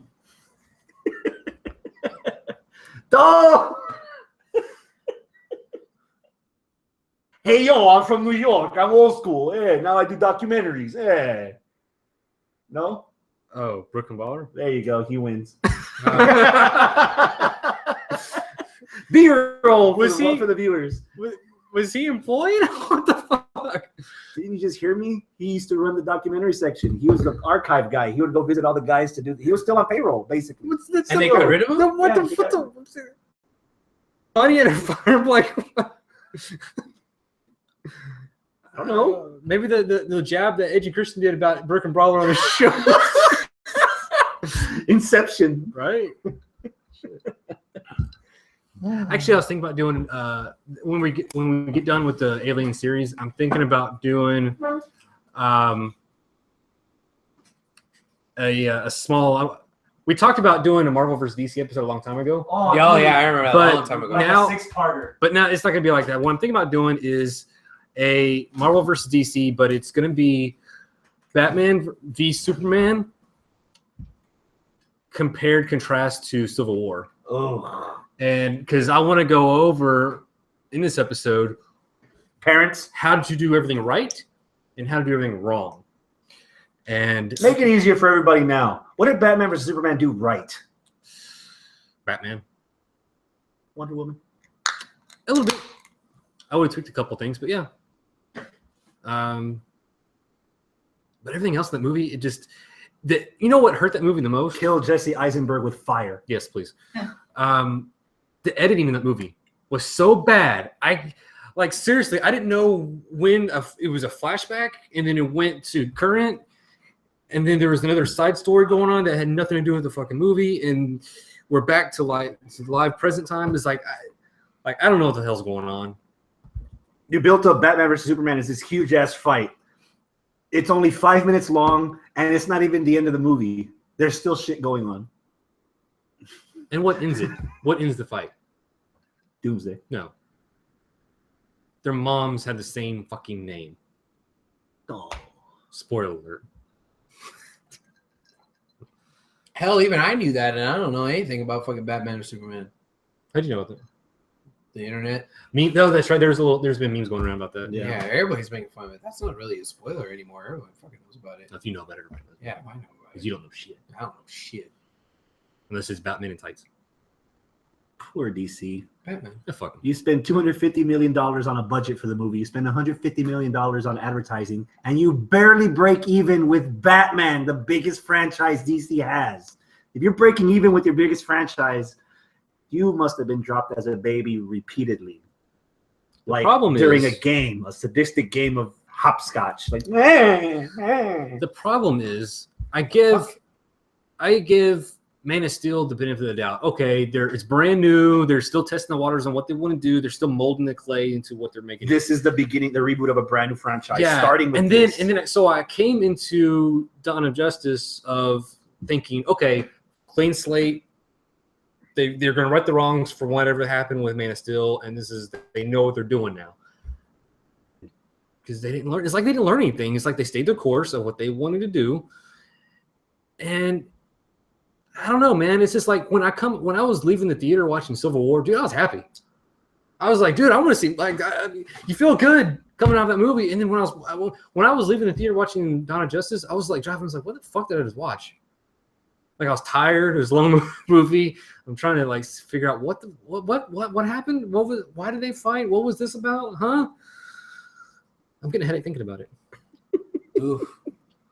Well, let's break you out of that funk and get back to the wrestling. Okay.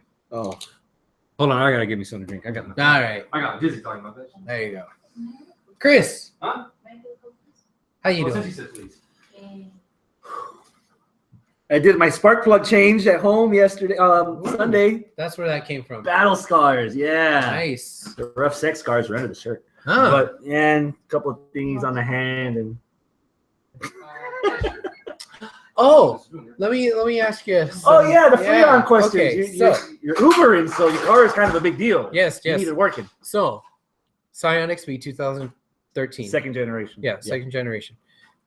I go to turn it on. The AC's a blowing, but it ain't a cooling. All right. So, and I was driving to Walmart to get to Walmart, which isn't that far. And I turn it off, go inside, like, shit, what do I have to do? I bet you I could buy some Freon here at Walmart. Yeah, the So- cans are cheap. So I look around, and then I got a second thought in my head. You know what? Let me just go back in the car and see what happens. Turn it back on. The air is a blowing, and it's a cooling. So I'm like, what the hell? I mean, I messed with the knobs a little bit, just off, on, heat, whatever, and then it started working. And then the next morning, same thing. Turned it on. It's a blowing, but not a cooling. Turned off the car. Turned it back on. Fucked with the knobs. Working fine, and it's been working fine ever Normally, since. for the most part, WTF? when you're running your AC, you have to have your engine running for a few minutes, and then you have to run the car on drive so you let the fan belt go, and you start really getting momentum with the AC. But if you were having that issue for a while, I don't know what the hell happened. Not a while. It was just those 2 times, 2 days back to back.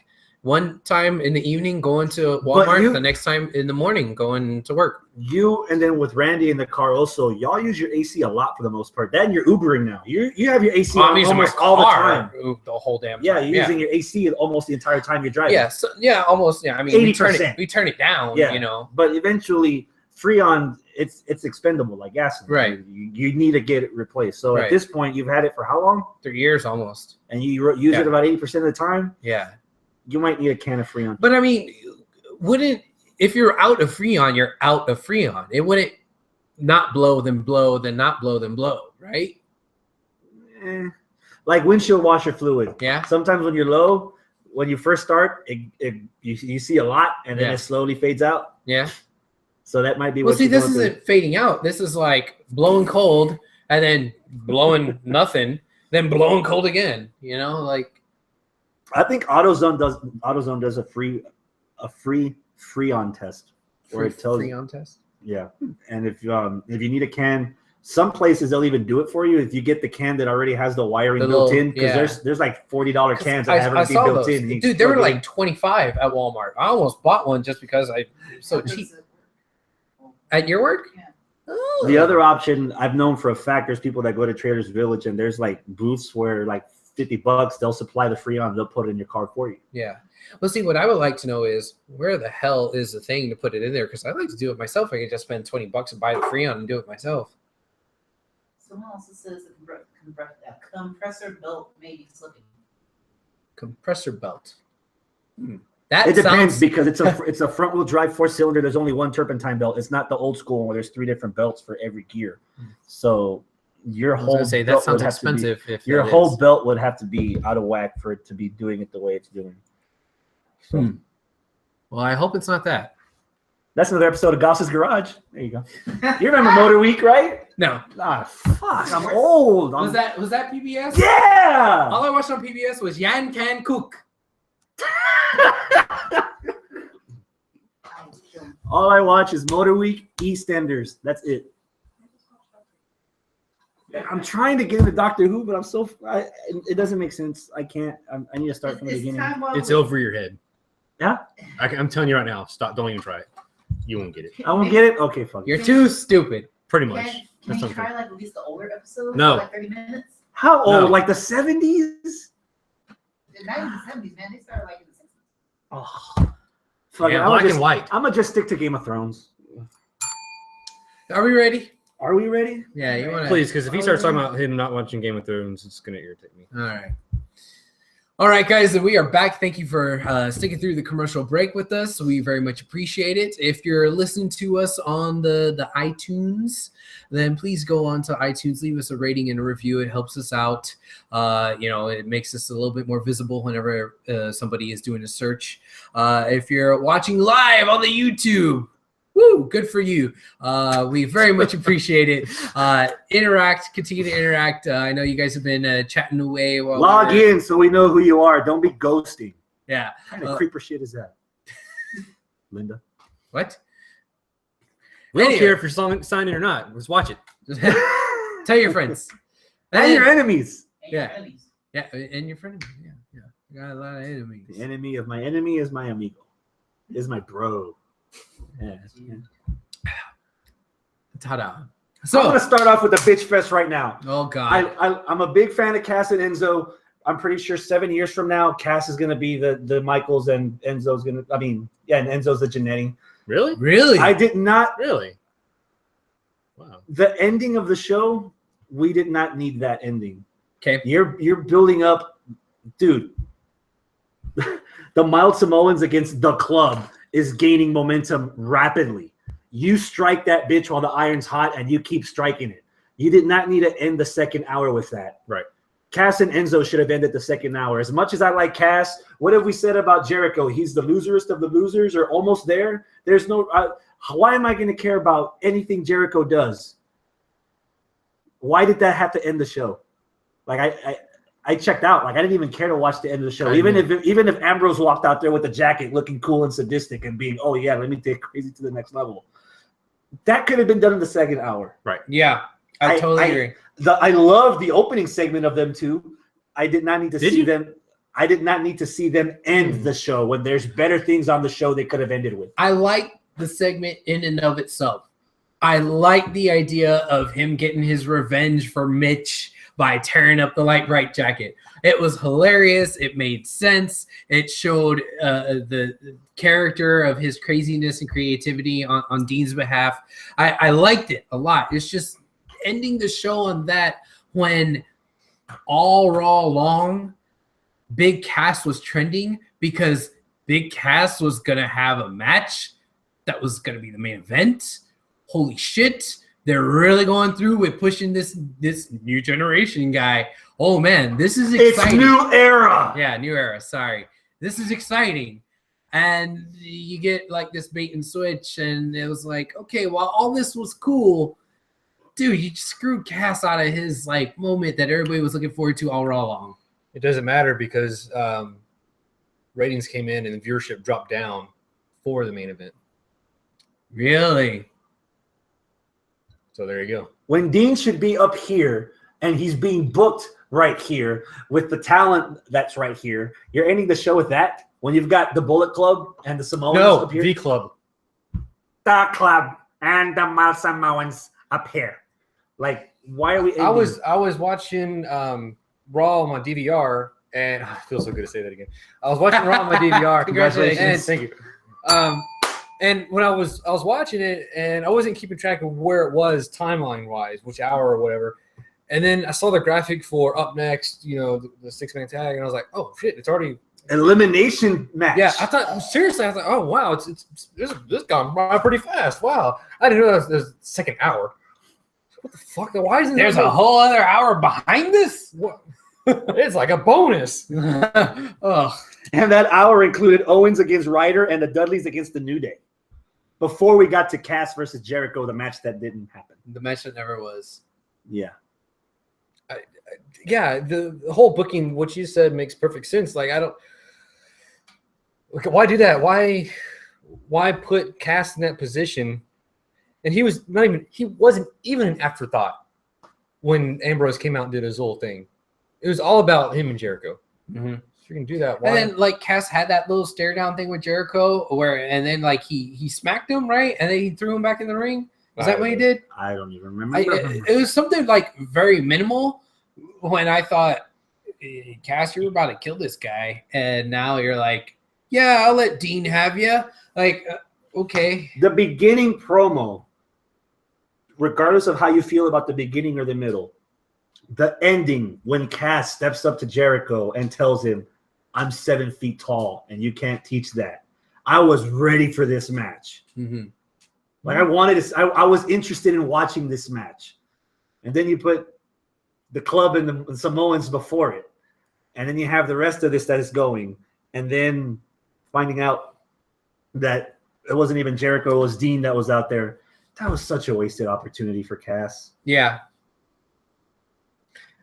Yeah. He's probably going to get beat on SmackDown by Jericho anyway, and then the whole thing's going to be forgotten. How would you have felt if Jericho versus Cass did actually indeed happen? Would you still have felt like, oh, the Mild Samoans and the club should have been after? Because I kind of feel like, all right, well, we're going to have the Mild Samoans at the club at the end of hour 2, but at the end of hour 3, holy crap, Cass, and Cass is gonna beat it. Like, would you have been happy if Cass versus Jericho happened in an actual straight up match and Cass won? No. No? The club, I would that have. 6-man tag I would should have have. ended the show. 6-man elimination. The story in that match, that's a match that be candidate for me. And that was close to being a pick because of how detailed everything happened. Hell, something even happened during the break where I would have been surprised if I would have actually gone to the fucking network to see the 5 minutes of the other Uso getting eliminated. That's how into the story I was, this entire elimination. Because this bled off of something that happened in SmackDown?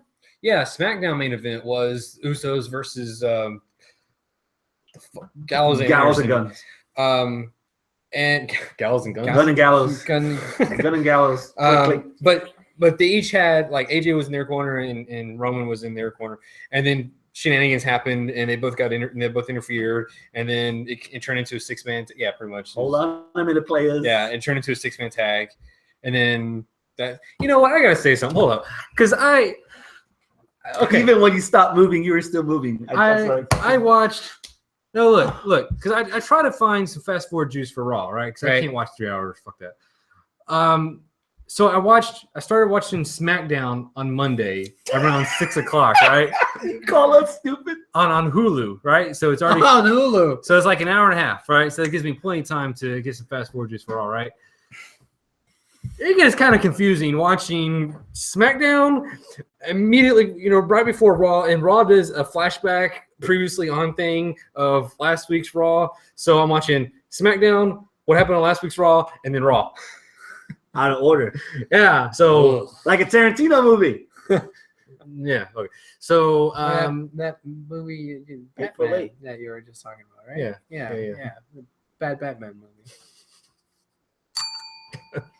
Yeah, this guy. So anyway, what's the talking about? SmackDown. bleed over. SmackDown, back and forth. Oh yeah, the main event turned into a shenanigans 6-man, and then that's when you get the elimination 6-man on Raw. So you don't feel like you've seen too much of Not these yet 6 because individuals? not yet because they're dangling a little thing for AJ Styles and what his character, what's going to happen with him. Okay. Like, is he gonna are they gonna go full on heel against Roman, or is AJ still resistant to the club? Mm-hmm. And there's some Dark intrigue. Club. There's some intrigue. So We're at 21 with that, by the way. Counter on the club. Oh, wow. yeah, you notice I'm not doing it with you. Oh. You already know me. Hmm. So yeah. So anyway, that's where I'm at with that. Okay. One other thing that I wanted to point out about Big Cass. Mhm. This might get me a little bit of flack here. His whole thing about intimidating Jericho was yeah, but I'm 7 feet tall. Like, great. That's Big Show logic. So, like, oh, he's tall, so he must be good. So, Thank you. oh yeah, I'm not Right. the only one. Like, I like Cass. I like everything with him and Enzo. I like the soft. I like the but like him saying that he's intimidating just because he's 7 feet. Look, Come on. Look, I How you agree. doing? I agree with you. Like I like the guy. He seems like a cool guy, and But yeah, like him doing I'm 7 feet tall. Like, okay, How's the weather? Oh, you're a big guy. yeah. Oh, great. And I'm gonna repeat what I said last week about his delivery on some of his lines. No, oh, well, He was okay. better this week. He Was was. he? He I think didn't so. stumble. He didn't stutter. He made his point across. I He think was a little jittery last week. I think, and I could be totally wrong on this, and if anybody wants to It's your opinion, though. Spit it out. correct me on this, but I think he's more comfortable in NXT. I think being on the big show, no pun intended, I think he's nervous. Who would it? Oh, I'm not saying that. I mean, dude, I'm just- he's I'm like saying what, it's coming- 3 weeks in?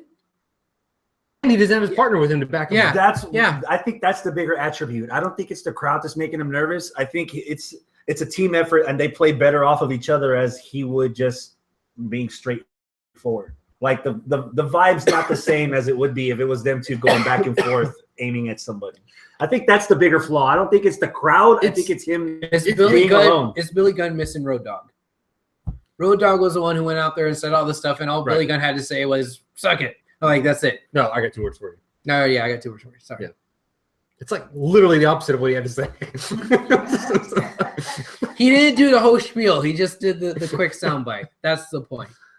My thing is like go back to a month before they left NXT and they're feuding against the Revival, I think it was, when they were getting pissed off Yeah. and there's backstage promos and like Enzo was getting to it, and then like even when they were going out to like the main right before the match starts, Cass was like he would grab the microphone and says, what's his thing? Cass, the thing. What is The it? soft. Yeah, The intro. his thing, his phrase. What is it? There's only one word. Oh, she's trying to get some sleep. To describe you. That's it. Like the intensity that he had right there. I'm not seeing that at all on Raw or SmackDown or anything. Well, I don't know if I agree with that. I No, thought he had a I've lot of heard- intensity. When he delivers the punchline on that signature phrase he does, he's not giving it at all. Really? Yeah, he's not. I don't And know. there's only one word to describe you. No, And I'm he's gonna not doing that. and No, I'm gonna no. spell Go back and it watch it. out. No. And I'm I'm gonna gonna- spell it out. I'm gonna for say you. it. No, Travis on it. he's got some more chutzpah the behind build, that. the build to the Vaudevillains on Raw and on SmackDown before the pay-per-view, him coming out by himself. I think it's weird. Like I'm surprised so many people know the catchphrase, because I would assume since he's new to the main roster, he should be spelling the whole thing out and then saying the whole thing so that people can catch on. But Yeah. they're actually assuming that more people watch them than they might really. So, but I think that's probably why I he's see toning what- it down. I I, see think what you're it's saying. probably why he's toning that part down so that other people, you can hear other people say it, so that I don't know, but he is missing a little when he delivers the bottom There's- line. Intensity. Yeah. That's what's missing for me. For me to get into that character, like it's like he's just out there saying lines. And what was that one joke? Like there was that one joke here. He's trying to make a joke about something about getting a receipt and I'm going to return it to the store. Like it was a bad joke he said on Raw. Oh, because they're gonna the fans are getting the gift of Chris Jericho. Oh, Yeah. but I got that as a gift. I hope it comes with a receipt because I'm gonna go to the store and I'm gonna return it. yeah. How you doing? I was like, that was a joke. Like that was a very okay. Well, whatever. I chuckled. You would. Because I return chuckled. Jericho. I keep the jacket and get rid of the rest of the Canadian carcass. And that's just me. How you doing? Yeah. Owens versus Ryder. Somebody say something. it's Ryder. Yay, he got no, beat. no. Let's move on. No. Stop. Go back. There was a setup to this match. Yep. And you love build-ups. I do. I love story. build up. Yeah. So it I don't know. I liked it. I liked the build up to the match. I knew who. I mean, obviously, Ryder was going to win this fucking thing. But I mean, I appreciated the fact that they took thought into making this match in the first place. I was hoping they would go a different route. Yeah. All right. Yeah. What were you hoping? I was Upset. not necessarily an upset for his position. I was thinking Ryder was going to win, and they would bring back the scramble match for the Intercontinental belt with the 5 guys. That would have been interesting. Everybody's got some stake in the title right now, and have Ryder just built as losing the belt one day after WrestleMania. He's the 5th. Bring back a match that we haven't seen in a while. That a stipulation would fit nicely in a theme like Extreme Rules. Bring back the scramble. 20 minutes. Whoever's got the hot potato, go make some fries. That's it. I love it. That's what I was hoping for. But I was probably the Mexican minority. Yeah. No, that would have been cool. We haven't seen a scramble, and I liked the idea of a scramble. Yeah, that would have been cool. How long before we see Owens versus Shane? Because I saw some little seeds being planted throughout that whole episode. I hope never. Dude, I don't want to see Shane wrestling. Am I crazy, or you're not disagreeing with me? Or you disagreeing with me? I'm or disagreeing with you. You don't think at all? Like Explain the seeds, because I'm a little okay. behind. What did you catch? There was if you watch Raw, you know there were several backstage things with Shane and Steph, and Trying they to were divide them. yeah, and they were the first one was there's people in the ring or in the scene, and then Owens came in, and then he gave a little fist pump to the Shane, and he's like, hey Kev, or see you Kev after he's leaving, and then there was another scene after that where Shane was talking to was it Ryder? He's talking to that scene. Yeah, and And Owens then- was pissed that Sami Zayn got into the big And he four. said, and Shane's like, oh, your cousin. He's like fungus or something like he grew. Yeah.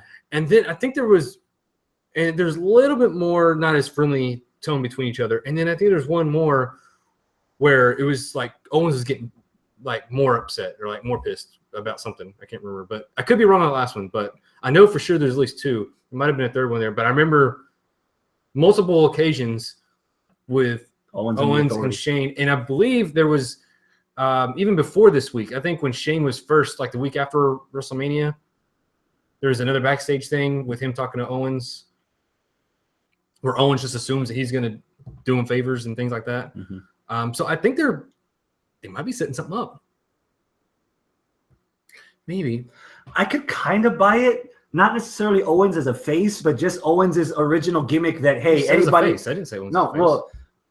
well, Owens would be the heel against Right. Shane because he's the face. But yeah, just anybody getting in the way of Owens making money for his family and putting food on the table. If Shane's getting in the way of that, Owens is going to eventually have a rivalry or rivalry with Shane. So it does make sense. But do you want to see it though? I didn't say I want to say it. no. I asked, when do you think we'll see it? I don't wanna know. see it. I don't think that we need to expend Shane energy on a match with somebody that doesn't need to have a match with him.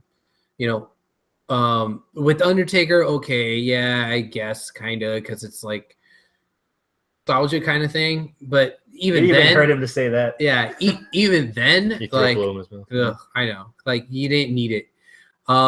But to have him like now wrestling Kevin Owens, okay, well, who's next? Fucking Zayn and Jericho and Miz and Ryder, and like he's gonna job out to Ziggler. Like, no, come on, no, they need to save him for more special occasions if they're gonna have him wrestle more. Which I would assume after WrestleMania, he got his taste, and he'll be backstage.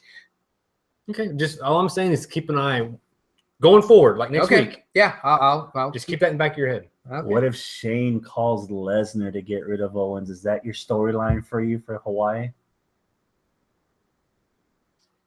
It's like an hour and a half. Yes. There you go. Yeah, well, there you go. Story. That's all I'm asking for. Story, please. All right, then. How about the story between Baron Corbin and the Ziggles? I fast forward that whole fucking thing. I didn't fast forward. Actually, every single time they're in the ring together, I fast forward. I don't know what's going on in the story. Is Ziggler still How losing, much right? is Corbin and how much is Ziggler? Both. It's 50-50. Evenly. Wow. I can't stand either one of them. Wow. You can't stand Ziggler no more. Give me a reason to give a shit. Convince me to watch. He this brings over pizza. Who brings over match. Oh, pizza? for fuck's Ziggler sake! brings over pizza. Oh, yeah, that's right. Yeah. Yeah, actually, that was probably more interesting than the match. I don't know. What was the match good? Like I can't remember. Chris, Was it? Okay. Yeah. It's all right. Now I want pizza. Yeah. How about Truth and Fandango? Yes. Oh, the look of disgust by no, I don't have to Westeros discuss. I'm over just there. I'm just waiting for you. What you're gonna say? It was funny. It was a little haha. I liked it. You know, I mean, I'm not head over heels. It made me chuckle. It made me chuckle. May have used up some more fast forward juice on this match. You may have. Well, it may who'd have have slipped. thunk It it? may have slipped my fingers. It may have Yes, slipped my yes. fingers when No, I was. I chuckled. It was funny. To me, it's more of a SmackDown angle. Because when I watch the SmackDown, I watch it because it's on Hulu. I'm just like watching things. R-Truth with a phone taped to a stick. You got, yeah. If there's anybody that can reinvent himself after teaming with The Miz, it's R-Truth.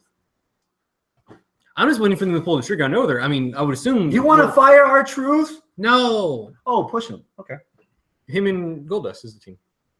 Yeah. They're actually Slow burn. I mean, Goldust was so flabbergasted that R-Truth actually won. He was like, the look on maybe- his face. Yeah. Maybe I got the wrong man. yeah. I'm like, what the fuck is this Fandango shit? He can't win nothing.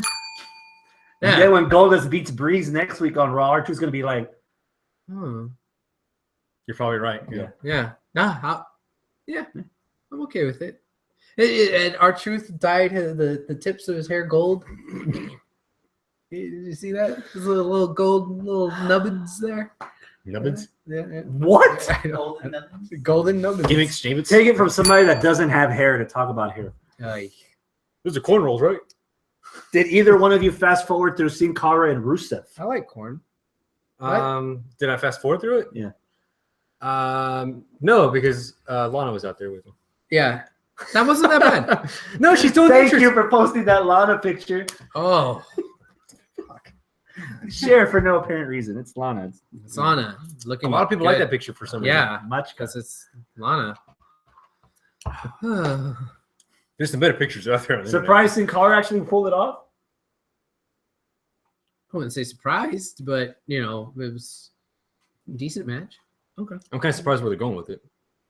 Because Rusev is going in for the U.S. title, right? He's officially number one contender. Yeah. Okay, and he just lost. To Sin Cara. Yeah. He'll get it back on SmackDown. One contender. That's Unless just to give hope to all the kiddies that see Kalisto can beat him because Sin Cara beat him, and then when Rusev does kick the shit out of Kalisto, oh, the kids will be like, no, he wasn't ready. You know, how? that was a one time only. Unless this is building up to Kalisto's next feud against Sin Cara. I doubt it. Ooh, They should have pulled that trigger a long time ago. yeah. Really? I said that like a year ago. Did you? When the Lucha Dragons were still in NXT, you wanted to break them up? Yeah. Hmm. No, I you do- dick. Whenever he won the title. I do remember that I wanted Kalisto to be in the main roster by himself without Sin Cara. I do Sin remember Cara that. and Oye Jose. Because they need Hey, to do no. I Sin Cara, no way, Jose. Yes. Oh, great! Now he's gonna be laughing for 30 seconds. Poor Dingy. Oh. Sweet for the working man. I said that he either needs to drop the U.S. title or get rid of Sin Cara. Mm. So that he's I always hated that. Like whenever a tag team partner has a singles title, but they're still in a tag team. without any animosity or Yeah. jealousy or greed. Hey, it's because he's a team player. It's all like right? my OCD kicks in. Is like he's a tag team guy, but he's got a singles title. Because Mexicans are always proud of their own. right, Yeah. right. Like I'd be happy if you upgraded to Uber X I am Uber X. XL. Yeah, there you go. There you go. That'll Okay. be the upgrade. Yeah, What's, if you what's eat Uber enough, X? Never mind. XL means you have a better ride, which Really? means you get more money because you have a better ride. No, it means you have a third row of seating, so you can fit more fuckers in there. Oh, so your size car is an X. Don't worry, Right. they're gonna approve fingerprinting, and he's gonna lose a job by the end of the month. Sami Zayn, Miz versus Sami Zayn. We referenced it earlier. You know what? I'm gonna echo what I said last week, and I'm actually starting to dig the Miz now. The hell you say? Yeah, I don't despise him anymore. He's a step up to just annoyance. But you hate Marie's guts, don't you? when she talks. Hey, But everything that's else- probably yeah. why. By default. No, it's just like Yep. he like everything he's doing now. It seems like he's been there long enough. He's comfortable in what he's doing. It doesn't look hard for him anymore. Like Yeah. he's everything's coming together hmm for his character, for his wrestling moveset, everything. And I think it is like Maurice is kind of like that. I don't want to say missing link to his character, but she's, I guess her annoyance level like supersedes his annoyance level. It balances it out. Yeah. Yeah. How high do you push the Miz now that you think he has what he needs? Does it just stop at the Intercontinental title, or would you maybe main event a B-level pay-per-view for No. a brand split title? Let's hold off a little bit longer on that. Okay. Um, Just wanted to gauge your interest. no, I can't see it going past the Intercontinental title. Hell, I can't see it yet. Not right Now that I now. finished that. What? Yeah, not right now. Not how he is right now. No. Has he had like a really long title run, Maybe the tag titles with him and Morrison. but a singles title? Singles. I From don't Money think in so. the Bank briefcase. Yeah, yeah. He was Mr. Money in the Bank for a long time. Not as long as Rollins Nah. or Ziggler. Damn. Ziggler's- Rollins blue balled that Yeah. briefcase for a bit. Yeah. So does Ziggler. So is Ziggler. Hell, they were able to meme it with Ziggler. Remember Ziggler with the cash-in meme? It was like forever. Yeah. Yeah. I'm about to win the primary. This Bernie has the briefcase. No, I'm just thinking because if he hasn't had a solidified title run with anything, why not just let him run with this hunky top man style? Honkomito. Works this time. No. So would you also have Rusev as a heel with the other mid-card title, or would you keep Kalisto with it? I Or does Rusev? I want placeholder to for Cena? I want to say I want Rusev to destroy Kalisto and have the title, but he's had that title before and it didn't really do anything for him. I wouldn't say he didn't do anything. Well, for him. okay. It was his gimmick for however long he had it. But okay, so if he beats him again, are they going to just rehash that whole thing that he did last time? I hope not. Cena is coming back soon. Oh, Cena Rusev, the Revengeing. how big would this be for Kalisto if Kalisto did beat Ryback clean? Or not Ryback, Rusev. Like if he just laid out Rusev, won, solidified, continues to be U.S. champion. How big would that be? For I him? think it would be more detrimental to Rusev than it would be beneficial for Kalisto. Think so. Because I don't know where they're going with this guy, with Kalisto. Like, what you can do with him? Like, all he does is you see him. I mean, he's got a gimmick and everything, obviously, but it's like he's supposed to be the underdog, but he still beats like the big dudes. I'm gonna stick to my guns with the premonition I did for Rusev. Dude, I laughed my ass off when Rusev came out from the back and just jumped and did his pose. Like he just owned the shit. He just looked hilarious. I just wanted to laugh. Yeah. What if Sheamus cost Rusev the match, or actually puts his hands on Lana and turns Immigrant Russian into like awesome, cool defender of women, and we get a face Rusev against Rocksteady for the next couple of months? I'd be okay with this. Everybody wants to stare and cheer at Lana, but they're forced to boo Rusev, even though Rusev's coming out of his shell a lot more, oddly enough, thanks to League of Nations. Why not have Rusev as like a face against Sheamus? You don't want to see Sheamus as a fucking face, do you?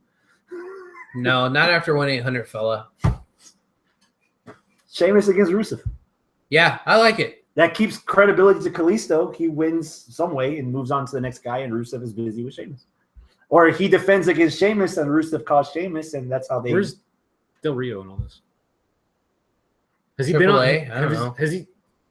He's Yeah. still he's still WWE, right? As far as we know, we haven't gotten any message from Scott or anybody that he's going to go. Yeah, we haven't. While we're Or maybe recording. he's making a Mexican team with the Colons. the Colons. Yeah. Oh my! But see, they're not. The Pride of Puerto Rico. Yeah, that's Montezuma's Revenge. That's not Mexican. That's Puerto Rican. Still, the backs are wet just the same. Aye. Well, they're matadors, so that's got to count for something, right? Puerto Rican bullfighters. Puerto Rican bullfighters. All right. Oh, Paige versus Charlotte. I like that match. Yeah. I liked it. You didn't fast forward through it. No, I didn't. Okay. I like Paige. Oh, I like Paige. I like when Charlotte isn't being daddy's little girl. She can pull it off. Unfortunately, that's what I don't know if it's because of Paige, but I was more invested in this match than I have been in Charlotte's matches the last couple of weeks. Maybe Yeah, it's Flair because wasn't out there. Flair wasn't out there. That helps. And there's a whole gimmick this week, because he came out and then I was like, oh shit. And it's funny because they got me because Flair came out during this match because before the match started, Shane told Banned him him. he's banned him. Yeah. So the Black Scorpion came out, right? Right. No. Yeah. No. Dang. But Black Scorpion. I'm actually impressed. You know that. Okay. So anyway, they're having the match, and then Flair comes out because I think Natalya, she was at ringside also, and she caused a little distraction for Charlotte. So Flair came out, and I was like, oh, well, she's disqualified. He came out, right? Ring the Yes, fucking thank bell. you. And then they weren't ringing the bell. I was like, well, what the fuck? And then that's when Shane McMahon's music, I was like, ah. And then he called out the refs to pull him. So, Yeah. Man. they stuck to the guns on that one. I like it. Yeah. Eventually, they pulled the trigger. Eventually. Yeah. Yeah. That was the same problem I had with the match. If you're banned from ringside and you show up, that's a DQ. Right then and there. Done. They didn't do it. Even though Shane came out with a herd of zebras. But even before the whole shenanigans What would thing, you call a group of zebras? herd, right? Would it be a herd? Maybe. A murder. A murder of zebras? I don't know if zebras are I just wanted to say murder. murder. Murder. Okay, so Oh. that was an old episode of Pop Culture Rewind, ladies and gentlemen. All right, so there was before this all shenanigans started. Mhm. I was actually invested in this match because maybe it was just Paige was carrying Charlotte a little bit, but I just wanted to see more of the match. Yeah. And then she won, so I don't know if they can do something with that or Maybe. I mean, I could see it. Same Anyway. here. I liked it. Anytime Paige is on my television, Mhm. I'll turn bangers and mash out of your kibbles and bits. How about Dudley's versus New Day? I was surprised how late in the show we had the New Day, and I was like, "Oh." You mean you don't remember Up Up Down Down? Well, that's sponsored by Pizza Hut? exactly what I was about to say, bitch. That like, all we really got out of the New Day was Up Up Down Down stuff, which was just a commercial for Pizza Hut. I'm like, oh, that kind of sucks. But then they actually came out, and they had a match, and What was that the intro to them coming out? Something was completely That separate. was in the middle of our. what was an intro? Something was an intro to. They were talking about New Day, and that was that bled into Big E's. I think they replayed the whole thing. I think. No. What was it? I don't remember. Oh well, Dudley's. Dudley's won. What? Did How they? did that happen? Yeah, Vaudevillians. shenanigan. The vaudeville. That's what. Yeah, The Vaudevillians. The vaudevillians. We said that last week on our show, right? We, as in me, myself, and I. Yes, for the last couple of weeks, trying to make the Vaudevillians happen. No, you can't make fetch happen, Chris. Huh? Yeah. It was mentioned somewhere at some point by one of you two. And then they stayed on TV. And they said it on TV. It's like, what the fuck? Okay, someone was listening to us. Vaudevillians. A lot of thanks, Alex DeMario, for letting him listen to one of our Oh, episodes. is through that his what it phone. was? That's what happens. Yeah, Like, hey, that's psst, those two Mexicans and the ginger. Yeah. Give him a shot. Yeah. Yeah. Ain't nobody giving nothing. No shots to us. Yeah. Who'll be the commentary team for Evolve 67? Tune in. It's their last show they do. Oh, yeah. Yeah, with your track record. Oh, I know. The last thing He's on the done more than you. the last thing on the docket. Making Darren Young great again. Actually, I am. I liked it. It was funny. I'll ask the question: when was Darren Young great? Oh. When he came out of the closet, because that's what gave them their first and only tag title run. Boom, I said it. Was that their first and only tag title run? So he's got to be gay again. Shop at Make Walmart. Darren Young gay again? Two gays Sponsored equals by straight. Walmart. Why Walmart? Target competition. Oh. Huh? No, They that'd don't be check smart. IDs at Walmart to see if you're a man or a woman. You just go pee wherever you need to go pee. They don't check IDs at Target. You know, they just say go on in, go where the fuck you say you want to go. That was the whole point.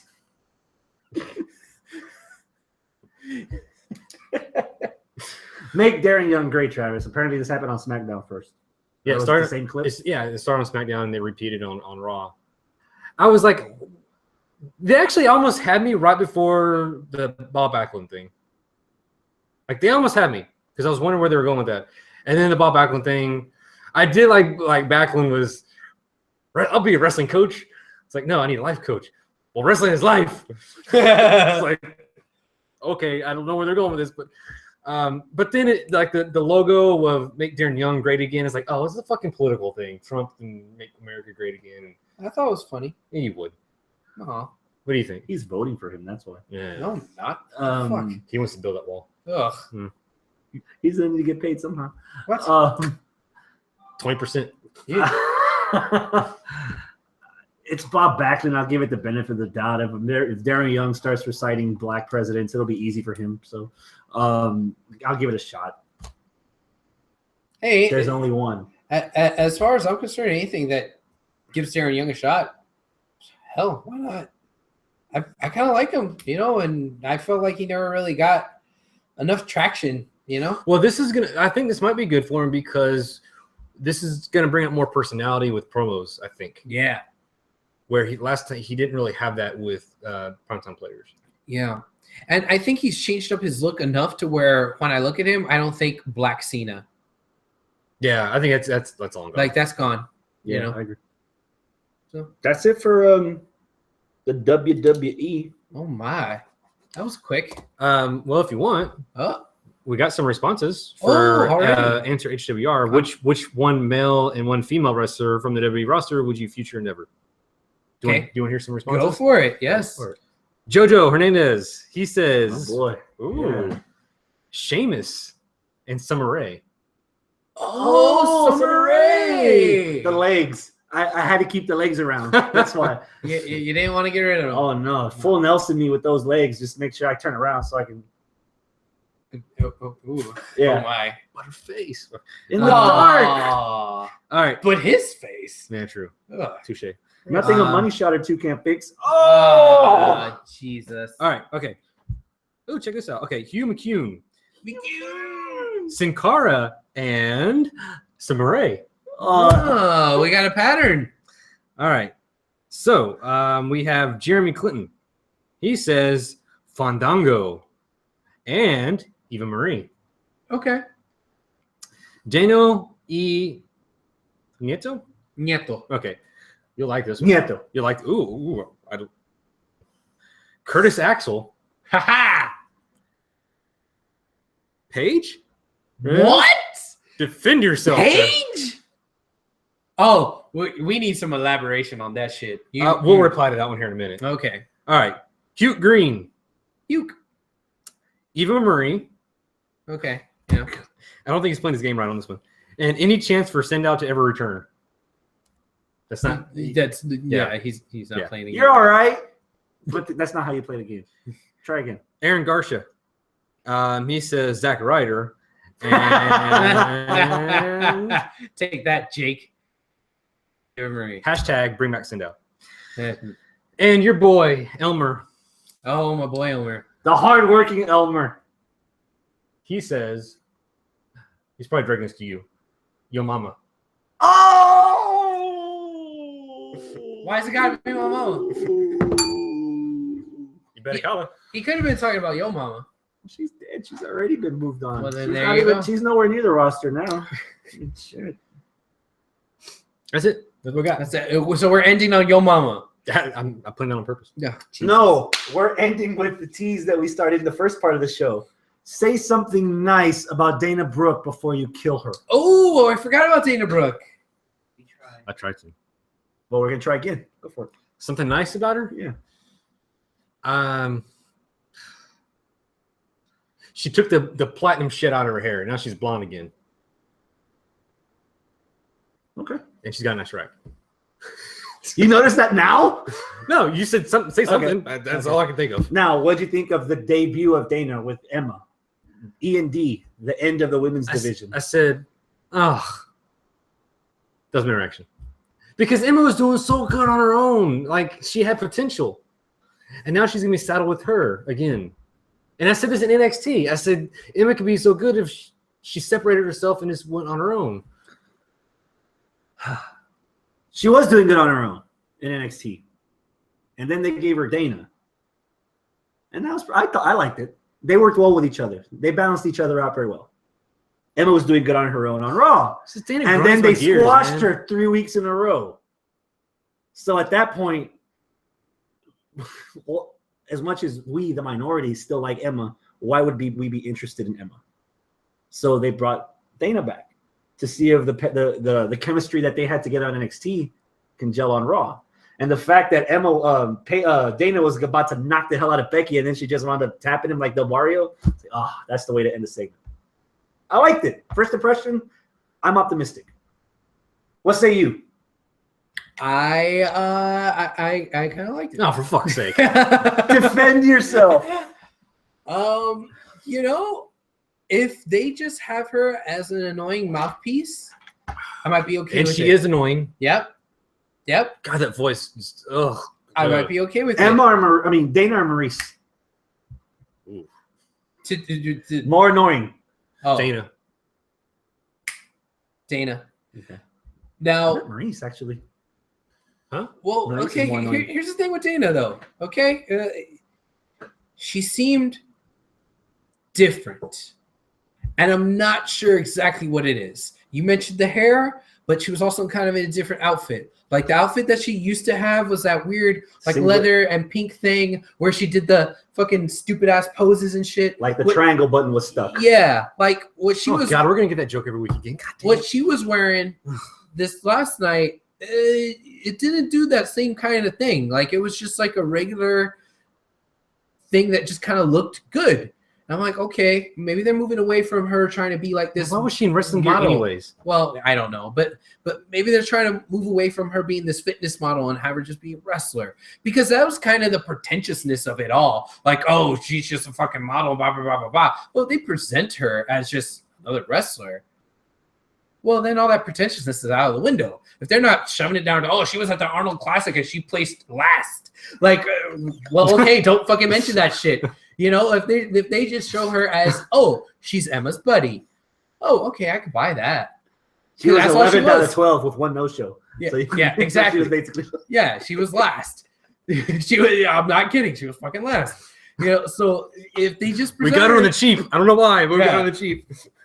you know, if she's Developmental. Emma's buddy, I'm like, okay, well, she's just Emma's buddy. All right, okay, whatever. Yeah, and like, all right, she's annoying, but she's also a heel.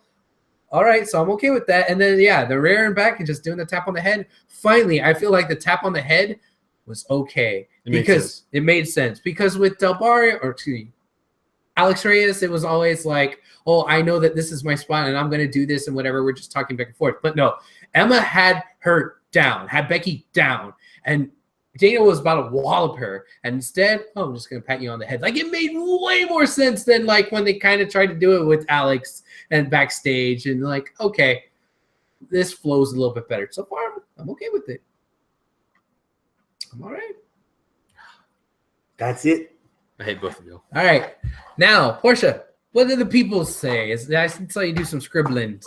Daniel has this explanation of why Paige needed to go. Oh, I want to hear this.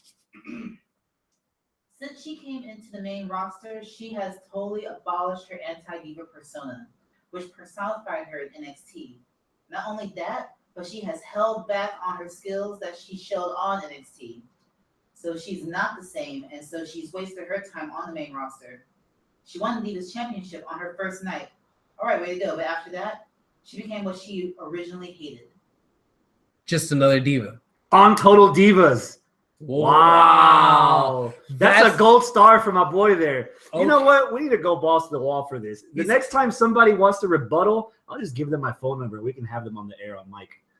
and we can literally just talk to them. Because I want to have this conversation back and forth, but you have to type it, and then we got to wait for him to type it, and then for you to read it, and we could just have them right here. Well, that might be a little much and kind of get out of hand, but we'll see what we could do. But yeah, no, that's Gold a good star point. for that guy. That's a good He point. defended himself. Yeah. He did. He sure did. Good point. It's a hell of a defense too. I never thought of He it. was But wouldn't but devil's But you advocate? still hate Eva. But would you still would you not put him back down put her back down on NXT and get her off Total Divas? Her appeal's gone though, dude. It's I all don't think she gone? has the. I don't think she has the same value if she goes back to NXT. You could have said the same thing for Emma. Hmm. Emma, well, fuck Emma. You know, she didn't whatever, and like all her wind went out of her sails. But then look, No. she reinvented herself. She has the fucking Top Gun glasses, How- the little shoulder pads, the half gloves. His- Oh god, the half His gloves. defense that she became the person that she hated the most. How do you rehabilitate or recover or refresh your character from that? I don't know. Be creative. Something could happen. Like, what do you do? I don't know. Cover yourself in tats, shave your head, go straight up MMA? Like You don't have to do that now because there's no more Divas. What if she just? What if she? I shut both of them Yeah, up. no. Motherfuckers. Actually, Randy was noticing this last night that she hadn't touched up her hair, so her roots were showing, and she is Again, the bald guy talking about hair. I said Randy noticed this, not me. Yeah, but it's coming out your mouth. Will you fucking listen? Basically, she's her hair was showing, so maybe if they start taking that away, maybe she starts, what if she does go like fucking Total Divas all the way, like the anti diva now, where she just like goes blonde, gets rid of the paleness, gets the tan, gets rid of the dark clothes, and like just becomes Nikki. God damn, that'd be crazy. You want to talk about reinventing yourself and becoming what you weren't? Paige comes out to like Britney Spears intro music. Yeah. Imagine the heat. First The of all, nuclear she's, heat. first of all, she's not gonna tan. She's gonna burn. Third degree burns. I We can can get some fake tanner. Just rub some butter on it. It'll be fine. get that Ms. Tanner, right? Turns Yeah, orange. get that miss. Yeah. The Turn orange orange. Tanner. Yeah. People. Yeah. That'd be one way to get some heat. Worse than Danny Tanner. Gross. What? Portia, anything else over there on the interwebs? No. Well, he said his screen name is DJ Heartbreak 831. Heartbreak! Oh, that guy. Oh, him. Heartburg. Dick, where have you been all this time? Dick. Maybe he's been around, but just as Daniel, we didn't know it was Heartburg. All right. Oh, wait. We still love you, though. Thank you for listening. This is true. ROW this weekend down at Texas City at the World's Gym. 7 o'clock bell time? Yes. Yeah. 7 o'clock bell time. Yep. If it's too far away, Doomsday, Life is a Cage is also this Saturday at Numeros. All the world's a cage. Whatever. You got the drift. There's a cage in there At somewhere. Numbers cage in there Nightclub. somewhere. Yes. I am a machine. Not that cage. No. Different cage. Different cage. So, yes. Cage against Top Banana. I'd pay to see that. Oh, God. Poor Top Banana. Hey, Cage needs his potassium. That banana's going to get squished. Top Banana needs to go NXT to fight Austin Aries. Oh! That's your money-making gimmick and feud right there. Hell yeah. Portia, back to ROW. Do you know what's the main thing on the card off the top of your head? Gina versus the returning Eric Lockhart. Really? See, Ah, cool. So I Was guess Eric that's for the a face title. or the heel? he's gonna come back as face. He was the nicer one, I believe. Aries might have bitten off more than he can chew with Top Banana. Stop. That's a show, man. Let's get Yeah. that All out of right. So are you gonna go to Doomsday? Maybe. I'm going to ROW. I'm I already working got the ROW. Dynamo game till 8, Okay. so I So- might make it there. If you show up at ROW, say hi to me. If he goes to Doomsday, say hi to him. If you go to Doomsday, Throw me Cheetos. I'll be walking with my mouth open. the Sancheezies. That too, sir. That's what they call them there at Doomsday. Yeah. In his defense, he can throw anything in his mouth. He'll probably eat it. Yeah. And Travis will be here at home. Yeah. So if you come by his house, Don't. say hi to him. Don't. It's Anyone's welcome to come with me to the Madison Square Garden show in New York City, July I 16th. know I'm going over there with you, Dick. Dinner's on me. They're Alcohol's still on me not too. going. They don't like you. It's not news. All right. Adios, my friends. Keep it classy. Bye. Toodles. That's the show. Good lord, dude, that's like 2.5 hours. See y'all next week. Son of the. Oh,